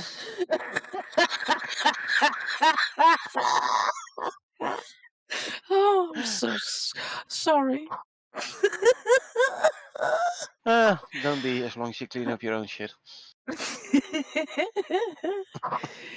Which is linked to adding bestiary progressive player bonus stat information to the bestiary page UI, as well as a tooltip explaining how it all works. Oh yeah. Oh no. I'm tired. It's okay. It's okay. Oh dear. Let's see. Resize Quickly going. bestiary Yeah. rewards and lower screens to make sure they are in line with the progress tracker shown in the bestiary entry screen. Good. Is this bestiary lore? I'm looking forward to that. Love a good lore, Updating Mayor. Galileo items, fish, talents, blueprints, so they are feature locked to Galileo and not development. Ergo, Galileo comes with new talents. I'm A sorry. bit down, a bit down. Actually, quite a bit down. Yeah, I'll say quite a bit down. Like a page further down or some. No, halfway. By the time I say it, it's already at the top of the screen. Yeah, past. Got it. Okay. So there will be new talents in Galileo. Hence me saying previously, do not rush into your talent tree and spend all your talent points already. Yeah. Jake says we had to add 2 comments after the post because we reached limit on patch notes. Yeah, I already said at the start. It's so much it didn't fit into one post. It continues in the first 2 comments. So yeah, I know we have a lot to go still. Yeah. Foggy says I don't see a quick update yet. A quick update? She's you talking mean- about the patch that was going to be released in 40 minutes by Jake, a hotfix. Oh, that one. Yeah, no, it's not ready. The hotfix is not quite ready yet. He's working on it and he's talking to us. So yeah, we are still waiting for the hotfix. So it'll drop, I've no doubt. Just start the build compilation, Jake. You can do it whilst you're listening to us, you know. Yeah. Okie dokie. Extra fishing recipes for the filleting station so that fish can be filleted into raw ingredients. Ingredients? Yep. Yes. I know. Spot the typo. Jake, type faster. Yeah.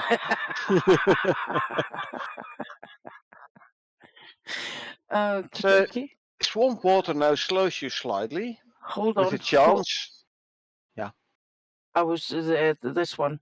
When chamois now spawn on Olympus, there's a 50% chance a pronghorn will spawn instead. Again, it's only talking about Olympus here. Will there be no pronghorns on Styx? Well, Interesting. don't forget we also get the good old scorpion friendlies coming in.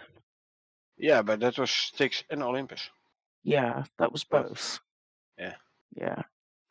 Okay, back to the one you were on. Swamp water now slows you slightly with a chance to give you swamp parasites, make you sluggish. So an extra use for the antiparasitic medicine. Yes, which we don't use very often at all. Exactly.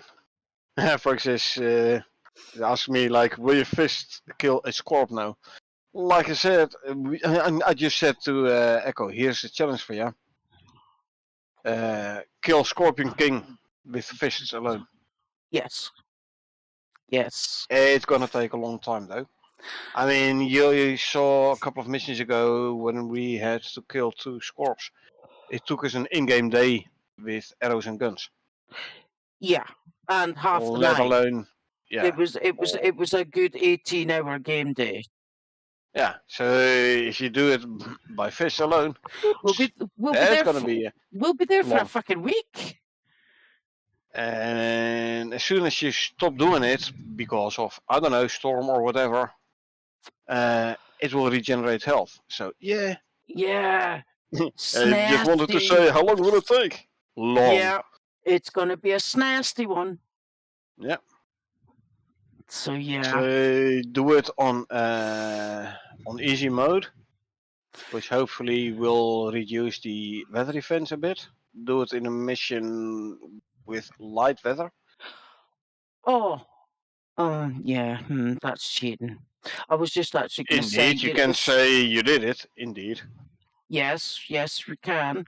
But the other Will be thing for the is, new achievement. one of the other ways I want to try and do it is I want to make one of those Black Wolf teeth knife that give the bleeding effect.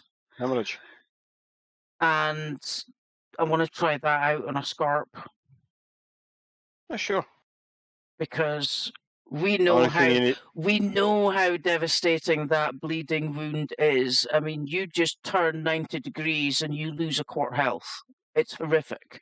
So do a geyser first, which will in the first wave give you black wolves. Mm-hmm. And then you can make the black wolf knives, arrows, and whatever you want. Then you can go and kill a Scorp King. Yeah. Or you could go kill the roaming boss in the open world. If it is there, I'm not sure about that. I've seen Centron, Scorps, yes. Yeah, okay. Not sure about the wolf though, the Roman wolf. I don't know. I'd have to check at some point. Froggy says bragging rights. Yeah, indeed. Yeah, absolutely. Talking about bragging rights, if I may, just for 2 seconds, blow my own trumpet here.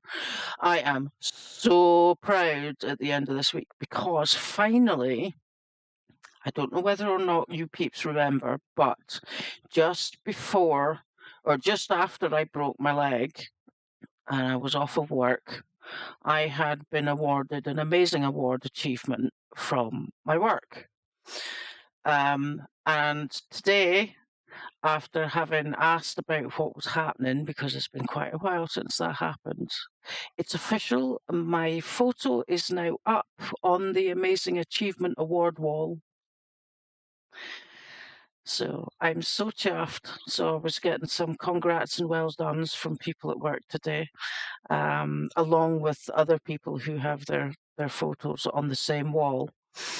And they were like, oh, well, I have mine up there too. And I said, yes. Did you get yours within the first 6 months of getting the job? They went, no.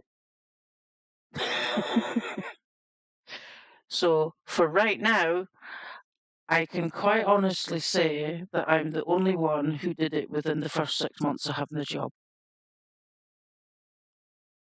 So Jake says, congrats, yes, thank you. And it's me again says, well done. Yes, so it's official. Bragging rights belong to me and my boss, ultimately, because I work with him.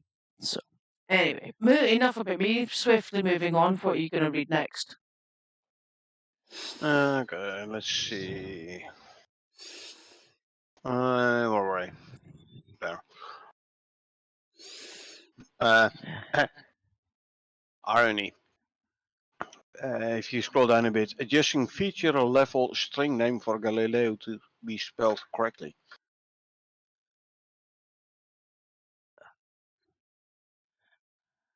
To be spelled correctly? Or to be spelled correctly? Spelled. Again, the irony. Yeah, at least they do that in the same frickin' sentence this time. Exactly. Sorry, Jake, but this one was too good to be here to pass. So yeah. I appreciate it. Here's a nice one. I spelled it wrong, said Jake, and it was everywhere. Yep. Yeah, you spelled Spelled is wrong indeed. Yes, you did. Absolutely.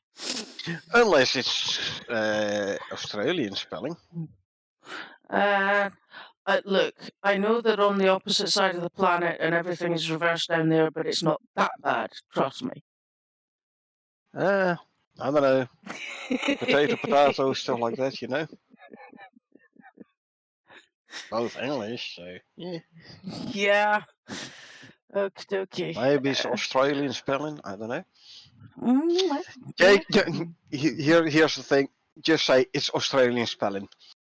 yeah, that covers everything. Exactly. Yeah. Anyway, setting geodes and paintings locked to use the deluxe edition Proteus ID I'm and sorry. enabling in Galileo. 5, 6 down. 8 down, actually. Yeah, I was Yeah. gonna say. I spelled it Galileo. Galileo. Galileo. Oh, that's a good one. New world, new word, yeah. Yeah. Here, locked to use the deluxe edition. Will this mean that people with the supporter edition will be able to craft the geode lamps and the paintings, and people without the supporters edition cannot? Ooh. If so, I think it's an answer to the remark I made last week, 2-3 weeks ago, where I was Yes. like, give us something extra to show for the deluxe edition, because the suit is nice, but as soon as you put on a helmet, you don't see no difference no more. Yeah. So if this one will be the supporter edition only, hey, at least we can post screenshots of our open world with this nice deluxe edition stuff in it. Yeah. Yeah. Yeah. Okay, I'm going to move that particularly highlighted one to the top of the screen. Watch your eyes, folks. There we go. Okay. First pass polisher version of the landmine blueprint. Player collision triggers a timeline sequence. Creatures cause the mine to instantly trigger. Shows me again. There's some of the info here about the landmines. Yeah. That's a good one. Yeah. For sure. Froggy says, I mean, Jake, how the heck do aliens know how to spell English? Yeah, well, depends on whether or not they watch the radio broadcast with subtitles, Froggy. Yes. Very true. They could always catch it on YouTube. Okay, so you're not really that alert anymore, Echo. Watch a radio broadcast with subtitles. Yes. Yes. Yeah, that just reminds me of having. I think I was watching Jimmy White, or like I was watching snooker, right? And it was at the time where the black and white TV was just starting to go over into the colour, and more people were getting the colour, and the black and white was dying out. But I was watching a snooker match, and I was watching it in colour, right? Mm-hmm. And the commentator said, for those of you watching in black and white, the red ball is next to the brown one. Yeah. Yeah. Okay, that clears things up. For sure. Yeah. Anyway. All fish can now be right-clicked on and converted to fish chunks. And hotfix is out. Good. I'm gonna exit the game and I'm gonna update the game. Go to desktop. Yes. Wait for the cloud sync. I'm gonna actually close that and open it up again. Yeah, I'm waiting for the cloud sync too. Yeah, so that And now we wait for Steam to notice, like, hey, there's an update. Yeah. That bullet point is directly tied to the one below it, which says removing fish chunks from fish filleting recipes, so you can only get fillets now instead of both. Yeah, so all fish can be right-clicked on, converted to fish chunks. And now you only get fish, you can only get fillets instead of fillets and chunks. Which of the two are we getting?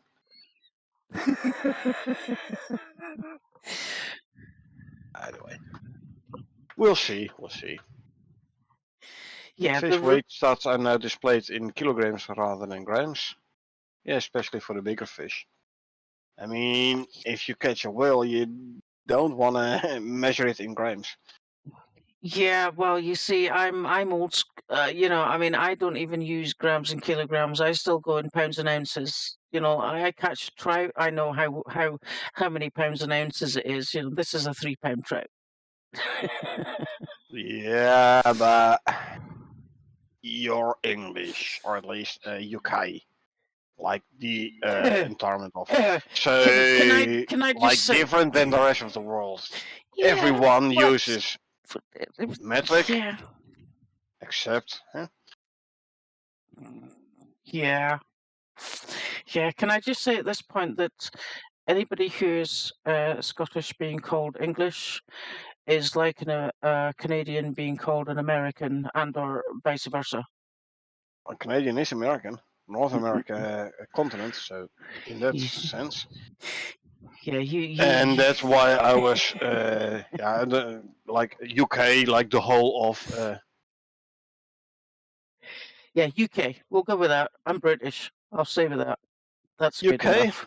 Me off. Froggy says, say that again. Say what again, Froggy? All fish chunks will now be right-clicked on and converted to fish chunks. Right? Yeah. However, they've removed fish chunks from the fillet recipes, so you only get fillets now instead of both resources. And actually, what I think it means is in your inventory, you tear apart a fish, you get fish chunks. Yeah, you do it on the In table, the you'll get fishing filleted. bench, however, you can convert the fish into fish fillet. Yeah, exactly. Froggy says, yeah, Canadian is different from USA. I did not say USA, Froggy. No, I said did. America. No, you said America as well. Neither of us specifically said USA. Yeah, but Canada is is under British rule. America isn't. Icarus update queued. That's because I just queued a couple of other Steam downloads. And since Icarus is set to highest priority, it paused my Void Train update and instead started the Icarus update. Yeah, Icarus being more important, I know. Yeah. Too much fish in one sentence, Froggy. Yeah, something fishy about that. Just in your inventory, Froggy, fish in your inventory, you can make fish chunks. In the bench, you make the fillet.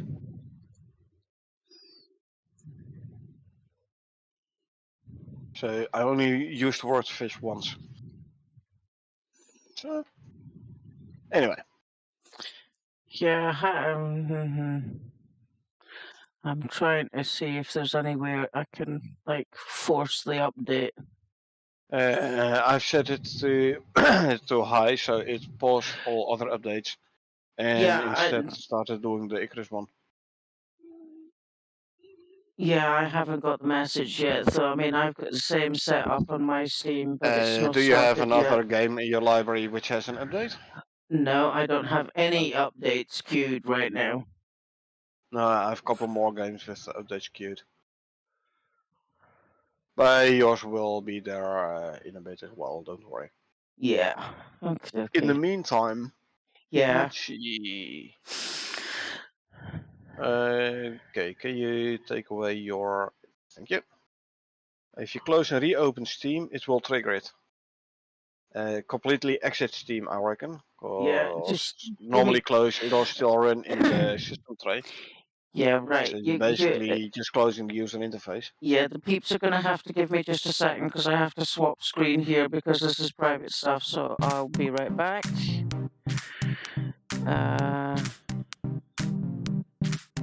Close that. Exit that. There we go.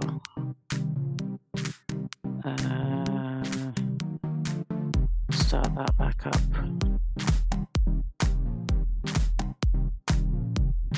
Yeah, sorry peeps. I'm just waiting for it to...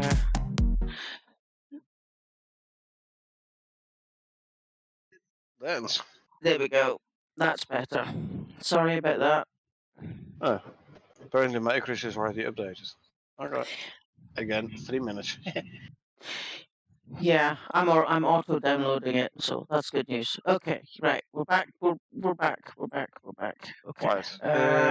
Let's see. Where Where were were we? Stats we've done.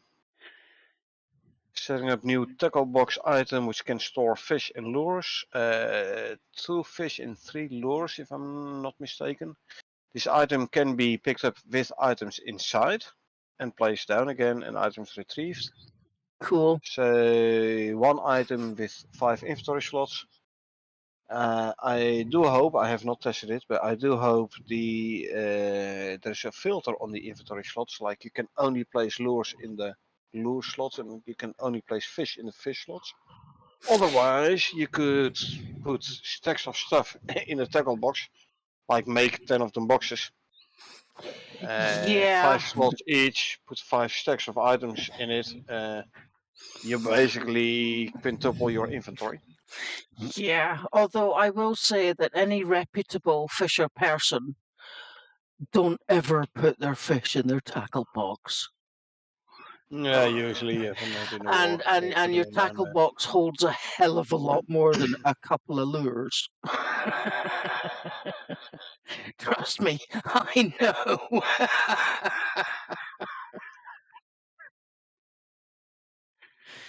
Oh dear. I'm probably the only person I know who's ever went fishing for mackerel and caught cormorant. There's a special Icarus tackle box.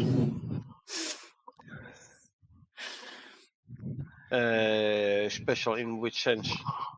In the sense that it's only available in Icarus, or you can only put Icarus items in? Or... No, the sense that it's pocket-sized. Yeah, you know, you have like the big thumper. You put it on your back and it's barely is taller than your head. So it's basically bigger on the inside than it's on the outside.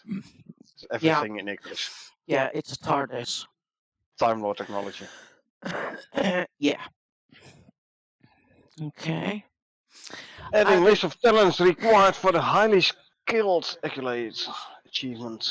A list of talents. So there is a achievement for which you need to have a certain set of talents. Oh, that's gonna cost me some talent respect points then, probably. Oh well, we have enough of them anyway. Quite possibly, or you can create a character purely for achievement getting. True. Because those achievements are player bound, not character bound. Yes. So you could actually physically and literally chop and change your character's talents depending on what it is you're trying to achieve. Talking about achievements, unlock all blueprints in tier 1, tier 2, tier 3, tier 4. So I have to create a new character to unlock all those blueprints. Okay. Oh well. Unless you can auto get it, because we've already unlocked everything on... Well, I've already unlocked everything on that one character. Plus, does this take into account any possible blueprints that is still coming soon? Yeah, exactly. It's a total of 441 blueprints. Yeah, well, I don't have that many, but I do have a lot. We'll see next week. Okay. Added ranks, names, and descriptions for fishing talents. Okay. I'm going to jump up to here because we get the new bramble bushes, which have been mentioned before, but Yep. now we know they're definitely coming.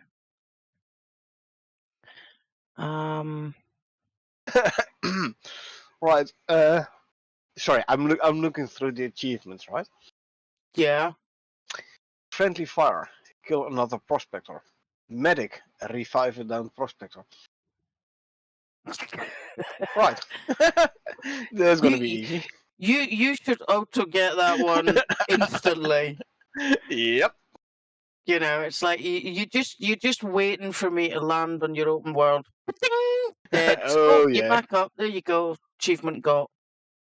Oh yeah. And I can't do the same because I can't host and stream at the same time. I can if it's solo. If it's solo, how are you gonna kill another prospector? Yes, killing. Okay, reviving is gonna be harder. Yeah, shit. You know. You see, friendly fire. No, kill another prospector. You can't kill yourself. It doesn't work for that. Ah. Okay. It's me again. Says who says there's no PvP? Rust Light. There is no PvP. Is more PvS versus streamer. Yeah, yeah. And I wouldn't say it's Rust Light. I would say it's Rust Go. So Let's go, rape echo. Yeah, I know. yeah. Yeah, yeah. Player versus Echo. Exactly. That's what PvE stands for, right? Yeah. Yeah. Yeah. Shit. Now I know I'm why just all those bears. Now I know why all those bears have been fucking attacking me. Exactly. Do you remember those occasional nights where every single animal on the map was just out to get me? Yep. Yeah, that's what PvE means. Player versus Echo. And I have downloaded the update, so we're good to go. I can be a bit mean. No, I'm not. Not much. Not really. Not really much.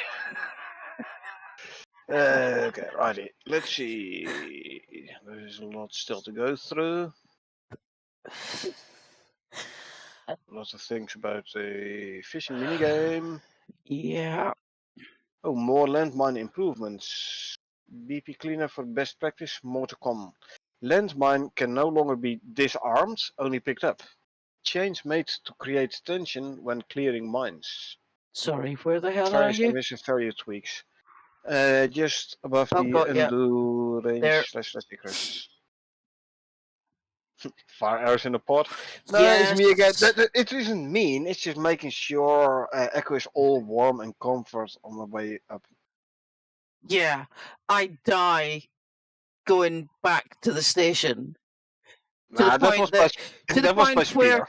to the point where, if you'll remember, I kind of panicked when I died the first time it happened because I didn't know if I was going to respawn on the planet without my stuff. I know, right? If you remember. Yep. Yeah. I'm a very kind person, it's me again. I'm a very kind person.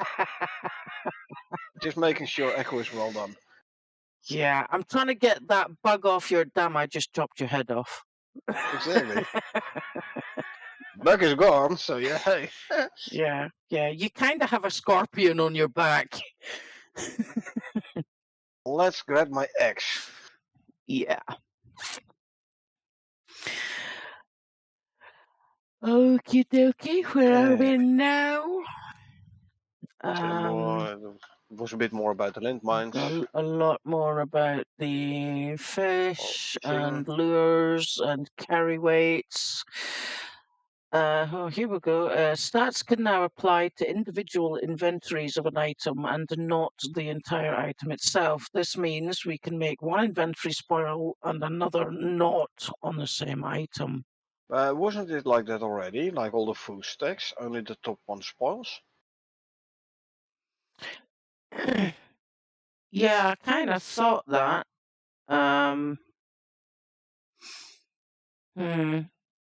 Okay.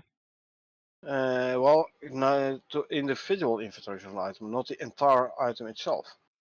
You could read it as in they can now be like the spoiling can now happen to all of the items instead of the stack of items. Yeah, salting takes on a whole new flavor. Oh yeah, Uh, salted flavor. Yeah, it's me again says backstabbing takes a whole new meaning. Oh, yeah. Yeah, Echo stabs me, I stab her back. Backstabbing. Yeah, no, I accidentally hit you with my knife and you wait till I'm running to my dropship to put an arrow in my back. At least I wasn't backstabbing. I No, wasn't that is backshooting. backstabbing from a fucking distance. It wasn't stabbing, it was shooting. Well, you tried to tell me that an arrow doesn't stab you in the back. When you That's your fault for running. Well, I wasn't running away. If you have turned around, I wouldn't have stabbed you in the back with the arrow. I would have stabbed you in the face. So yeah, it's not my fault. Yeah, okay. Don't blame me. Alrighty. This next one I think applies to you, doesn't it? Added the ability for inventory container objects such as guns, bows, anything with attachment slots to specific traits on their inventories. Separate spelling from a normal inventory. This is not inventory slots, this is attachment. Yeah. Slots. So, yeah, not specifically for me, but for everyone who uses the alteration bench. Mm-hmm. Like, you use the alteration bench a lot, more than I do. Yeah. So it's specifically more for you Of course, than in me. my open world, so. Well,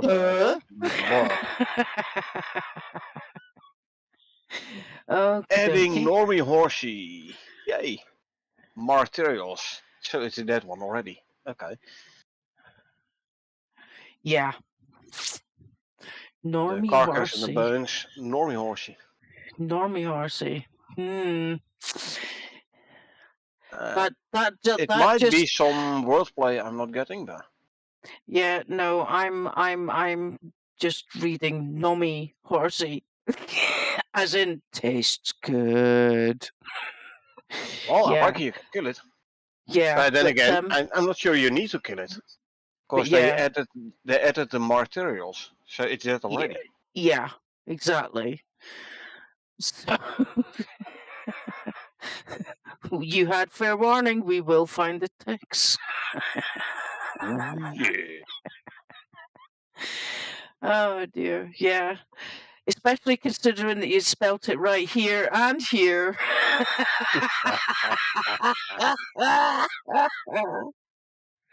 Sorry. Normie Horsey. Yeah, Normie Horsey tastes Normie good.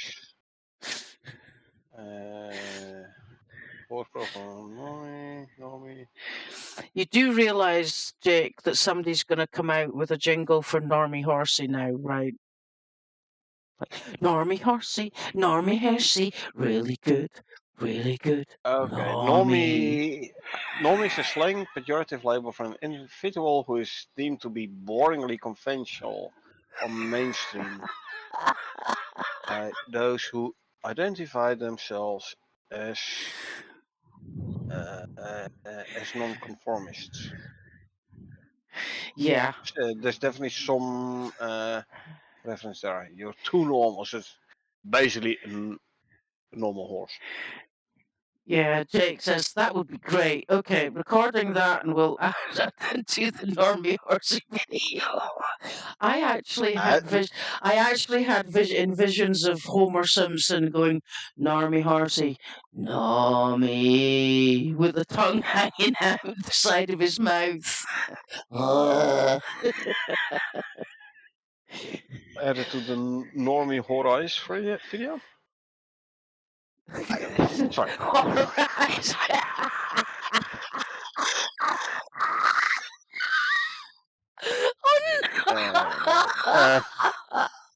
Oh no! Yeah, so we be getting a normal horse again. Unlocking Geo the Lambs into development. So development deluxe edition, but still locked in development. Too bad. Yeah, just a little bit more patience, dude. Okay, I'll try. I can't promise anything though. Well, you got no choice. Yeah, I don't wanna. Anyway, next week, okay? Sure. Yeah, it'll be over before you even know it. Listen, it's only. That's what she said. It's only. Sorry. I can't remember, said Frankie, but do we have spiders in Icarus? There was talk of spiders in Prometheus. Frankie? Yes, and I will be shitting a brick and running like a bitch. So basically act like normal. Yeah. You go spider front and I'll say see you later. Yeah. I'll just leave you to deal with it then, right? Yeah. Oh, here's a good question, right? Are fire arrows going to be seriously effective on spiders, considering that they're hairy beasts? If a fire arrow is that effective on an armored scorpion, well, it I could can be tell quite you as once effective on a Prometheus spider. comes out, but I'm not gonna. I'm gonna let you try it for yourself. Yeah, no, you can test that for me. That's fine. You know. When we will see any monsters in Icarus, Foggy, Prometheus is supposed to be a biome or a map like between the terraformed Olympus and Styx and the next DLC, which is like completely alien. This is like transition map, and there will be from what we've seen so far in future content, there will be some nice alien creatures there. Yeah. Yeah. Looking forward to that. Yeah. Mm-hmm. We've talked about the chamois variant being the longhorn. It says you'll have a 50% chance of getting it. Enabled repairing on fishing rods. Well, that's bloody good to know, considering we can fix everything else. Yep. It's me again. Says a landmine with a fly attached bait should sort out your spider problem. Oh yeah. Oh Should, yeah. definitely. Yeah, that's definitely an interesting way to fish. Because it doesn't work a sod with a grenade. You just scare them all away. You're lucky if you kill one. But a landmine with a fly attached, now that's an interesting idea.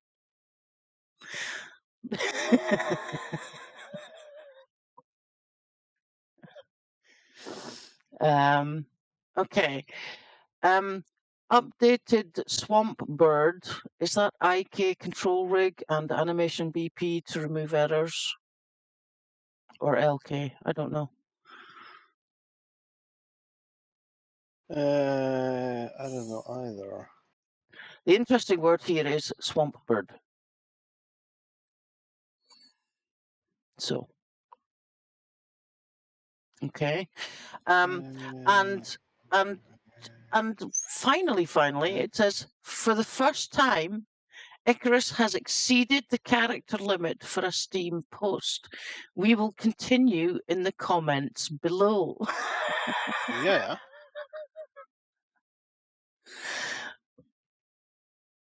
Okay. Comments. Okay. No. The discuss button. Click there. Discuss. Okay. Okay. Patch notes continued from main post 1 of 2. Good God. No, right? Holy hell, they've been busy. Oh yeah. But hey, if Galileo drops next week, that means they needed to fix a whole lot for Galileo still. Yeah. Yeah, this is also very true. This is very true. Okay, could you I'm going to just highlight that entire page because I need to go to the kitchen and get myself a cold can of juice because I'm just so thirsty. I'll be right back. Right, huh? So you do realize next time, if Prometheus comes out, we have spiders, and she does this during a stream, she'll be coming back and find a whole lot of spiders, dead spiders around her, right? Like, I'll be right back. And she comes back to a whole lot of spiders and like, what? Oh yeah. Anyway, let's have a look, shall we? Fixed medic achievements incorrectly using times you have been revived instead of times you have revived someone else. Yeah, I can see how being revived should not add towards the medic achievement. Let's see, add a new ramble. Adjustments to landmine mechanic. Experimentation with adding landmine states. Players leaving the collider cause landmine to enter the next stage, shortening the window for disarming the mine. Well, together with the previous post, like landmines cannot be disarmed, only picked up. I'm starting to think, is this like gonna be part of some quest where you have to travel a mined area or something, or is this gonna be a craftable item? I hope the latter though. Would be Yeah. very, very useful.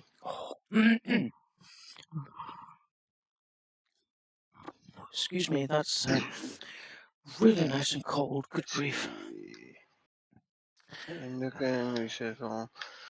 Added Lava Hunter Broodling. Lava Hunter Egg now scales up to specific size over time after laying. Now we're talking Nice. about the Lava Hunter laying eggs during the fight last week, remember? Yeah. So yeah, you will have some time to destroy the eggs before they turn into the broodlings. Yeah. Yeah, absolutely. Okay. Who gave Echo the giggle liquor? It wasn't me. Again.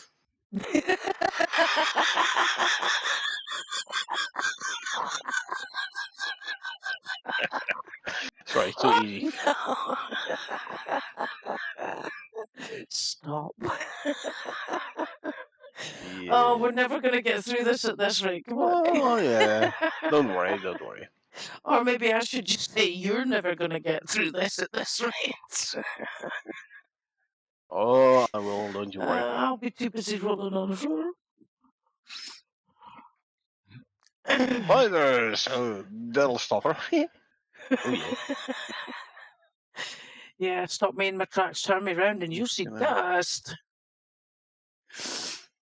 It's a major infrastructure field guide. Image cancel. Oh, where? Oh, okay. Yeah, Added cool. skittish to the chamois behavior entry in the bestiary. Cool. Yeah, they do run. So I reckon, by the way, skittish should also be in the rabbit entry. Yes. Yes.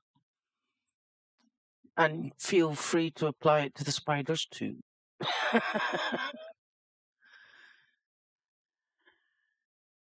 Oh,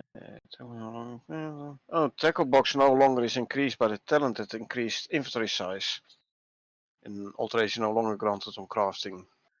Ah, okay. Oh well, so Aw. be it. Fridges, ice boxes, and deep freezers cannot contain caught raw fish. Why not? Yeah. Well, you put a live fish in the freezer and you take it back out and you can put it in your aquarium. And that's not how it works. No. No. And I mean, it's not just that, right? When you're going hunting, like to get fish to eat, right? It's like we couldn't put the dough in the fridge for the longest time. They said they'd fix that. So so why can't you put a raw fish or raw fish material in the freezer? Hold on. Jake says it's typo. It should be can now, not can not, but can now contain. Oh. Well, that slightly changes That's a the meaning of huge the typo. sentence. Good grief.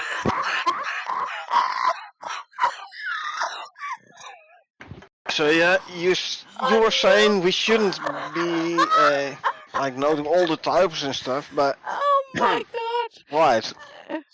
Yeah, okay, yeah. How are we Yeah. supposed to know that is not a typo? Oh, actually, it is now a typo. I'm gonna lose it tonight, I'm telling you. Oh no! Okay. Oh no, keep going, please. Alright, let's see. Inaris and Pharaoh suit.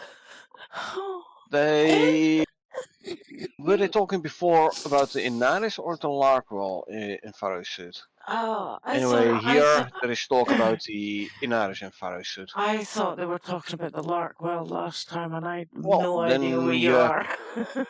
A couple of bullet points down, like 7, 8. Added third person female, third person male, and first person and Pharaoh suit Inaris skeletal mesh.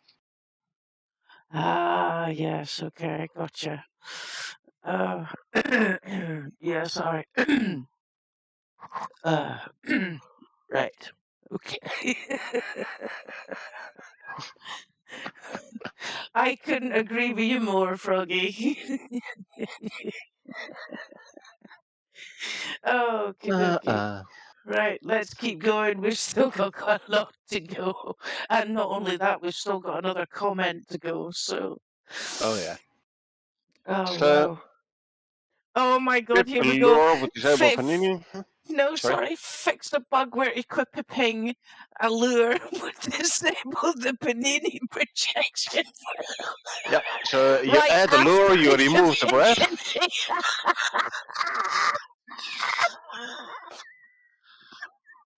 Oh god.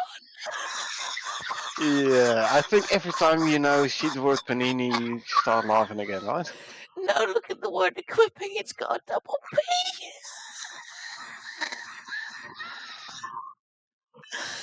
Yep. No. The panini is back indeed, Jake. Oh no. There you go. Have a look at that one. Oh dear. Oh, I saw I don't that want one. to say much, but equipping, you should. It is actually with double P. No. According to the Oxford No. Dictionary, it is. No, I've never seen equipping with a double P. Ever. Okay, Oxford Dictionary. The present participle Oh dear. of equip is equipping with double P. Supply with the necessary items for a particular purpose. Oh, I've never seen equipping with a double P, but yes, definitely Panini projections are good. Yeah, at this point, I reckon they're going to become a projectile. Oh dear. A panini a day keeps the doctor away if thrown hard enough. Yes. And only if they're frozen. Okay. Or still. Oh If dear. they're still, you can hit someone pretty hard as well. Well, No, yes. Jake. Equipping is double P. Oxford Dictionary says so. I have never. Because Echo is Scottish, not British or English or whatever you want to say. No, I mean like, I'm used to how- things like flavor and neighbor being different, but I've never ever seen equipping with a double P.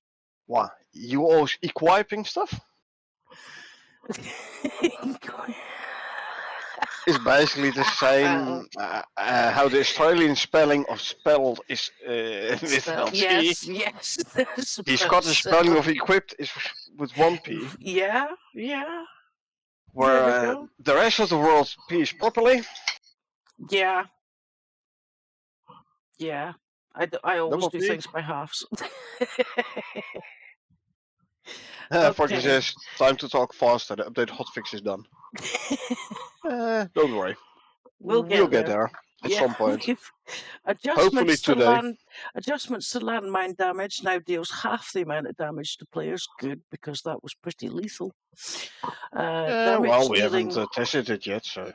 That damage dealing methodology will need to be refactored to account for scaling. This is a temporary solution. Temporary solution. Yes. Yeah, I know. Let's see. Just keep going. Keep going. Oh dear. Locking cardwood lamp, unlocking the cardwood narrow wardrobe. In future content, carved wood narrow wardrobe. I thought it was in last week's update already. Maybe the cardwood. Carved wood.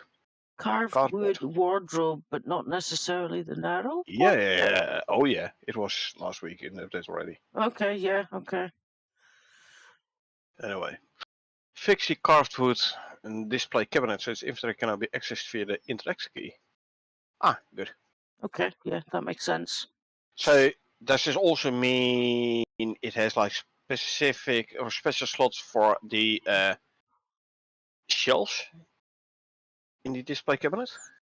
Yeah, so if you've got last week, or when was it, when I tried it out in my open world, I had to place items on the shelves manually, and if you open the inventory,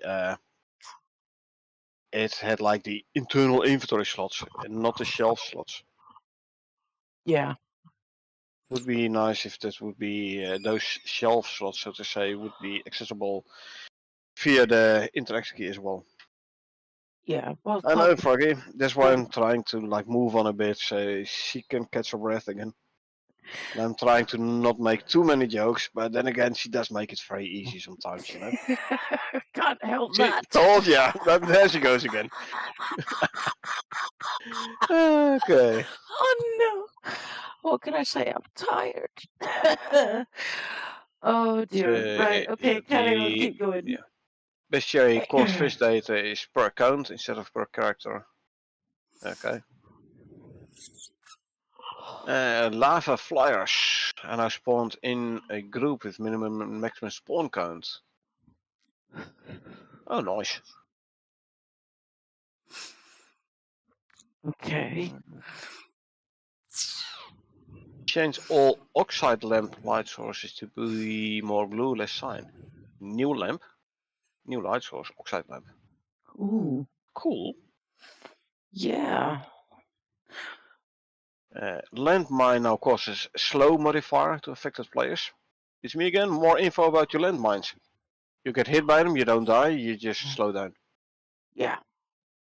Destroy actor and explode to avoid post-trigger interactions. Kinda makes sense, you know? That a landmine, if it explodes, it gets destroyed. Yeah. So I came round to your house the other day. Really? Where are you? I'm over here. I'm over there. Just put me up there. I'm over here, I'm over there, I'm over everywhere. Yeah. I'm everywhere. Okay, skip the 4th bullet points down, Echo. What? No, skip that line. For multiple reasons. Okay. Added first person and fire suit Larkwall skeleton mesh and the third person female fire suit Larkwall skeleton meshes. So yeah, we have a Larkwall and fire suit and And an Iris the other one and Iris Yeah. suit. Cool. Yeah. Added fuel timer information to fuel UI to show how much total time remains from the current stack. That's gonna be handy. Because you were always like guessing, okay, it's now like about 40-45% done, so we should have enough Yeah. left still for etc. Yeah. Cool that they're adding a timer there. Me like it that. Yeah. You remember how we actually timed how long it took to get one exotic to figure out how many we were going to get based on how much fuel we had. Yeah. I remember that. Well, we have enough fuel for this many exotics, so hopefully we will need an extra fuel can. Yeah, that'd be good. Update decoration cannot use animal fat as fuel. Yay! Finally, a proper use for animal fat again. Sorry. You always where end are up you? with tons and one bullet points down. You Yeah. always end up with tons and tons of meat, and you can't do anything with it. It's too much to eat, and you turn it to animal fat, and you have a whole iron cabinet full of animal fat, and you're like, yeah, I'm never gonna use it. At least now you can use it as a fuel source for candles, Yeah, for lighting. that's a good one. I like Me that. like. Well, especially considering the fact that, people they do actually still use animal fat for fuel. They Hey. still do it, so why not? It's a valid fuel source, so. Yeah, makes complete sense.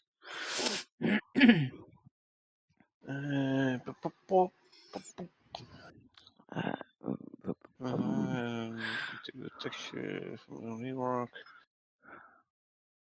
There's more. Add biome temperature override texture for Prometheus lava areas to scale temperature up as player gets close to lava sources.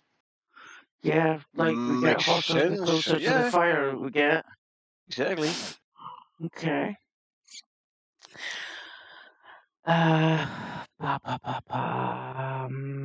More about fish.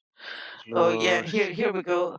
Adding fish finder audio and events and blueprints. There's gonna be one planet side crafted and one workshop variant. Yeah, but If I'm not mistaken. remember that Jake told us what the fish stood for, so it shouldn't actually be a fish finder. It should just be a fish. Exactly. Yeah, then adding fish audio and events and blueprints. Yeah, it would be it's just confusing. Yeah. But yeah, well, we get it, but we also. Okay, so we'll just call it a finder-ish then. Yes. Okay. It's That'll a finder-ish. Yeah. Okay. Adding blueprint to stop flying wings when lava flyer is destroyed. Adding explosion sound, explosion debris, and fire whoosh when lava flyer explodes. Ooh, cool. Ooh. Good. It's just called fish. Finder's internal name, says Jake. Like I said, it's just a finder-ish apparatus. Yes.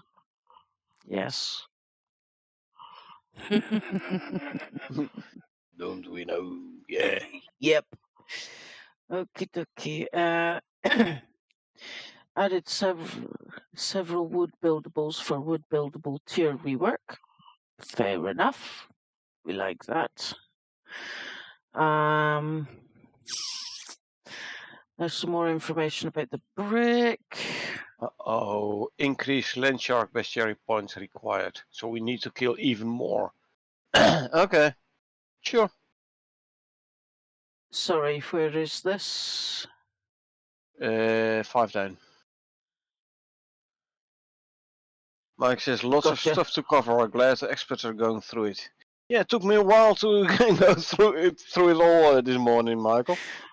Yeah, yeah. That's this is 3 cups of coffee worth, not just the one. Oh yeah, it's a lot. This Yeah, time. Yeah. we're only halfway through the first comment, and we're sitting on nearly 3 hours. So they did say it's a big one. Yep. Okay, let's keep going. Adding Arctic Scorpion to spawn zones for hard Arctic areas and Olympus Styx. Hard Arctic areas. Ah, Does this mean you have to start a mission or an open world in hard mode in order to get the Arctic Scorpions? that would Or make are sense. the hard Arctic areas specific Arctic areas which are classified as the more dangerous ones? I don't know. I kind of hope it's not you have to start a mission or your open world in hard mode. Because my main open world is started in normal mode. Yeah. Yeah. Okay. Here's a good one. Setting up painting frames and paints, as well as recipes, talents, and icons. Yeah, but they were locked behind the deluxe edition ID Yeah. paintings. Yeah. Painting year's blueprint talents has been split into 2 for clarity in terms of what benches each are crafted at. Okay. Yeah, paintings and geodes. Yeah. Yep, that makes sense. Okay, scrolling up a little bit. That's it. Okay.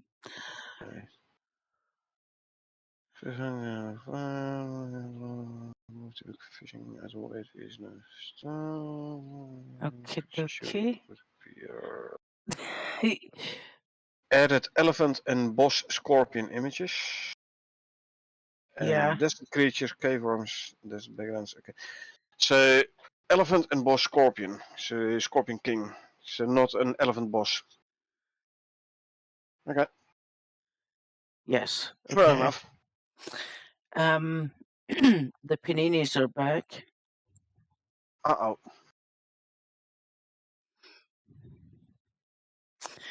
Okay, let's put Let's that. see.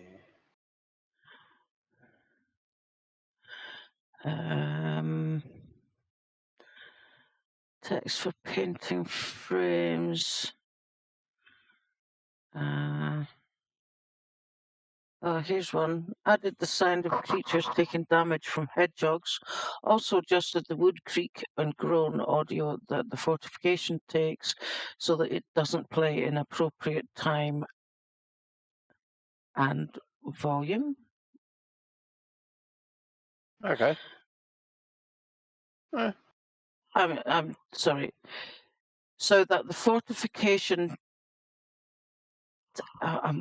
adjust the wood creak groan creak and audio groan that the audio that fortification takes takes. so it doesn't plays in appropriate time and volume. Small adjustments to make the experience more believable and less chunky. Yeah, They basically change the audio of an animal crashing into your fortification. Yeah, this bit not making sense, but there we go.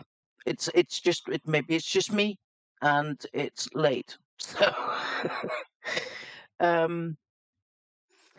So tearing fish apart now takes a few seconds to complete.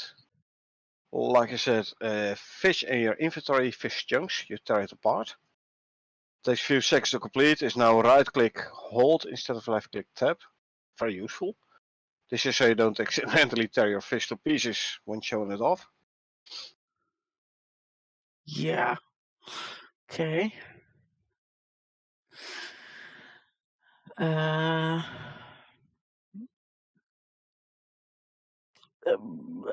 I think we are adding open tackle box open close audio. Well, that makes sense.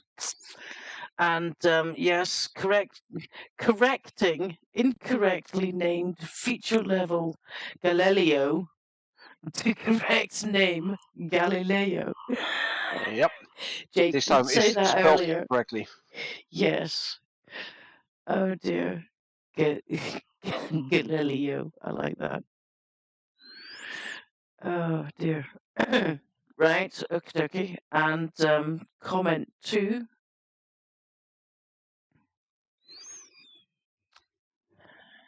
Here we go. Trying to find a specific one in the future content I noticed, which like caught my attention whilst going through them this morning, but I was like, hey, this I have to point out to Echo, but I can't find it no more.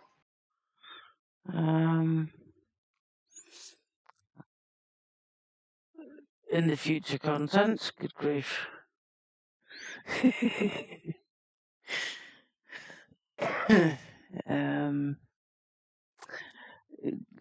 Fix cook item achievements to move auto crafting food as these are not supported, and added missing food items. Well, yeah, that makes sense. Me like that. Okay, decrease bear cub melee range from 5 mil to 1.5 mil to better meter to better represent its size. Yeah, bear cub attacks you from 5 meters away. Maybe with bad breath, but Don't start. I'm just continuing.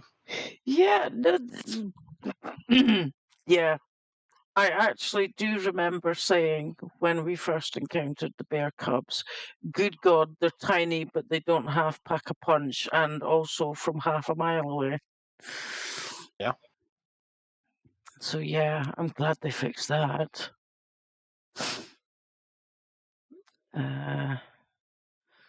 There are your landmine visual effects improvements.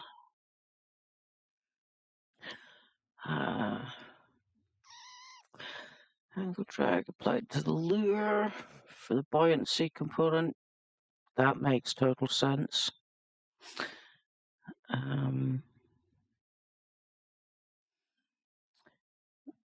Reduce the amount of bobbin, reduce features from test map. By the way, that's the one. Tier 3 and 4 smoker assets. Fish smoke. I think it was mentioned last week as well. Really? Fish smoker, yeah. Okay. Oh yeah. Yeah, okay, maybe. Make smoked fish. Yeah. Yeah. And phew. Yeah, fixing Galileo feature level name in shipping build code. Yeah, Jake's very glad he did that. Right, the one I You found one it? I wanted to point you out, yeah. Comment 1 of 2.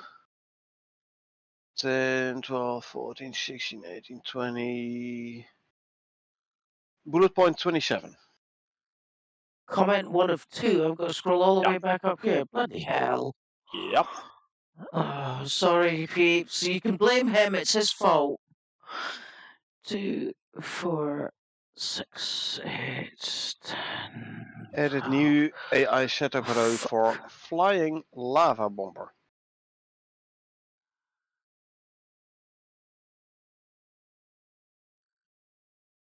First thing I thought when I read this was, hey, I have to point this out to Echo. There's your shit attack. Yeah. Yeah. Flying lava bomber. So guess what is going to do for attack? Crap attack. Yep. It's a killer. It's lava. A killer Kia with a crap attack. So it's gonna bomb you with a crap ton of lava. Oh yeah. But basically, he had a very hot curry last for his last meal. Yeah, that was a Vindaloo times 10. South African Vindaloo. Indian Vindaloo. Yeah. Oof. Yeah, that'll So be when I rough. read this, that was the first thing I thought was like, hey, I have to point this out to Echo, like, hey, there's your crap attack. Yep, sounds like it.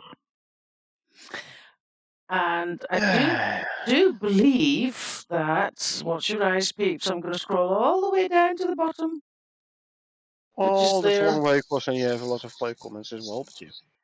Yeah. Whew.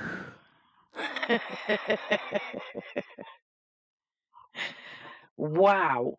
That was a huge, I mean, that was a mega update.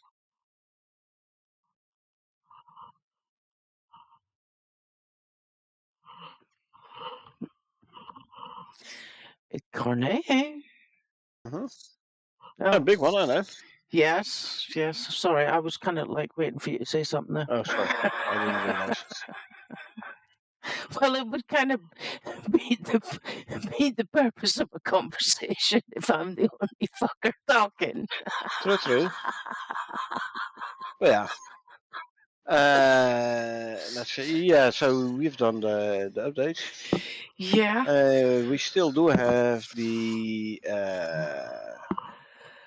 new mission from 2 weeks or so ago to finish. Yeah. So I'd say let's take a quick break and come back in War 15. Yeah. Okay. I'm definitely going to go and step out and get some cold air because it is absolutely cooking in here.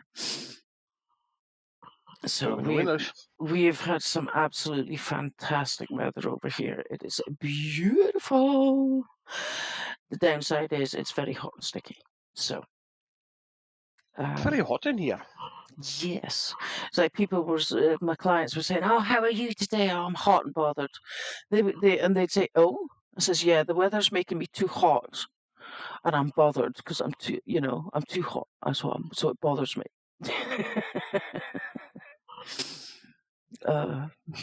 Right, I'm gonna scroll all the way to the top. So, watch your eyes, Peeps. And I'm also gonna go back the way, take us back to this. Alrighty. Just like that. We're right back at the start where we started from. So, encroachments. uh, Me again says jealous. It started snowing again up here in North Norway. Snow has its nice sides as well. yeah, except when you're trying to deliver frickin' parcels in it. Well, you know, snow isn't always the reason you slip and break your leg. No, this is true. This Just is true. saying. Oh I'm no. just saying. Yeah. Well...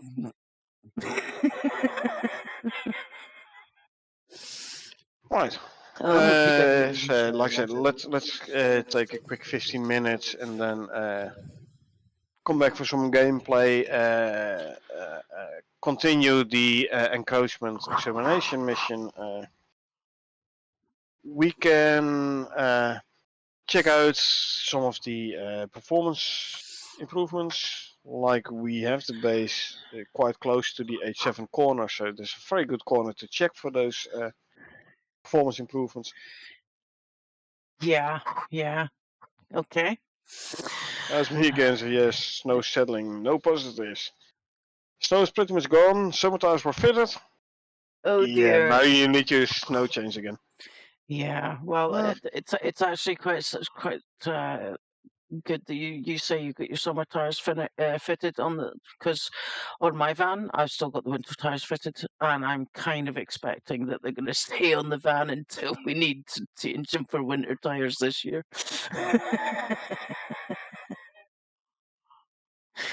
Oh dear. I would say go for all seasons, but I'm not sure you're allowed in Norway.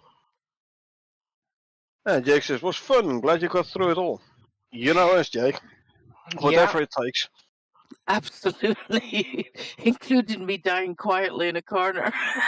Yeah. Or not Exactly. so quietly. So whatever, even if it takes us 3 hours, we'll take the 3 hours to go through the entire changelog. Oh yeah, We absolutely. are committed indeed, yeah. Yeah, committed to the cause. Well,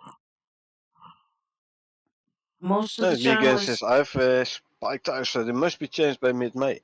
I assume, unless it's still snowing by then. Yeah, well, this is true. You know, I mean, studded tires are all very well on a snow-filled road because they do give you more grip. However, Not on asphalt, please. yeah. Yeah. Alrighty, so like we said, we are going to definitely going to take 15, so it's probably going to be about 5 past the hour now when we return. We can make it. We can make it an hour. Just walk fast. Yeah, all right. I mean, my back door's only half a dozen steps away. It's fine. Exactly. Yeah. So we'll be back at the hour for some subsequent gameplay. I'd like to say thank you very much to everybody who watched, everybody who lurked, and everybody who participated in the chat, who are Jake, Michael, Lalef, Froggy. It's me again. Yeah, I'm like, let me quickly name them for you. Thank you very much. So thanks very much for being here. Thanks also to Corne for keeping on top of the Discord server.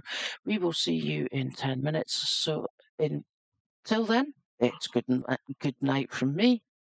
And good night from her. And we will see you in 10 minutes, peeps. And remember, it's a dangerous world out there, so please take care of yourselves and each other.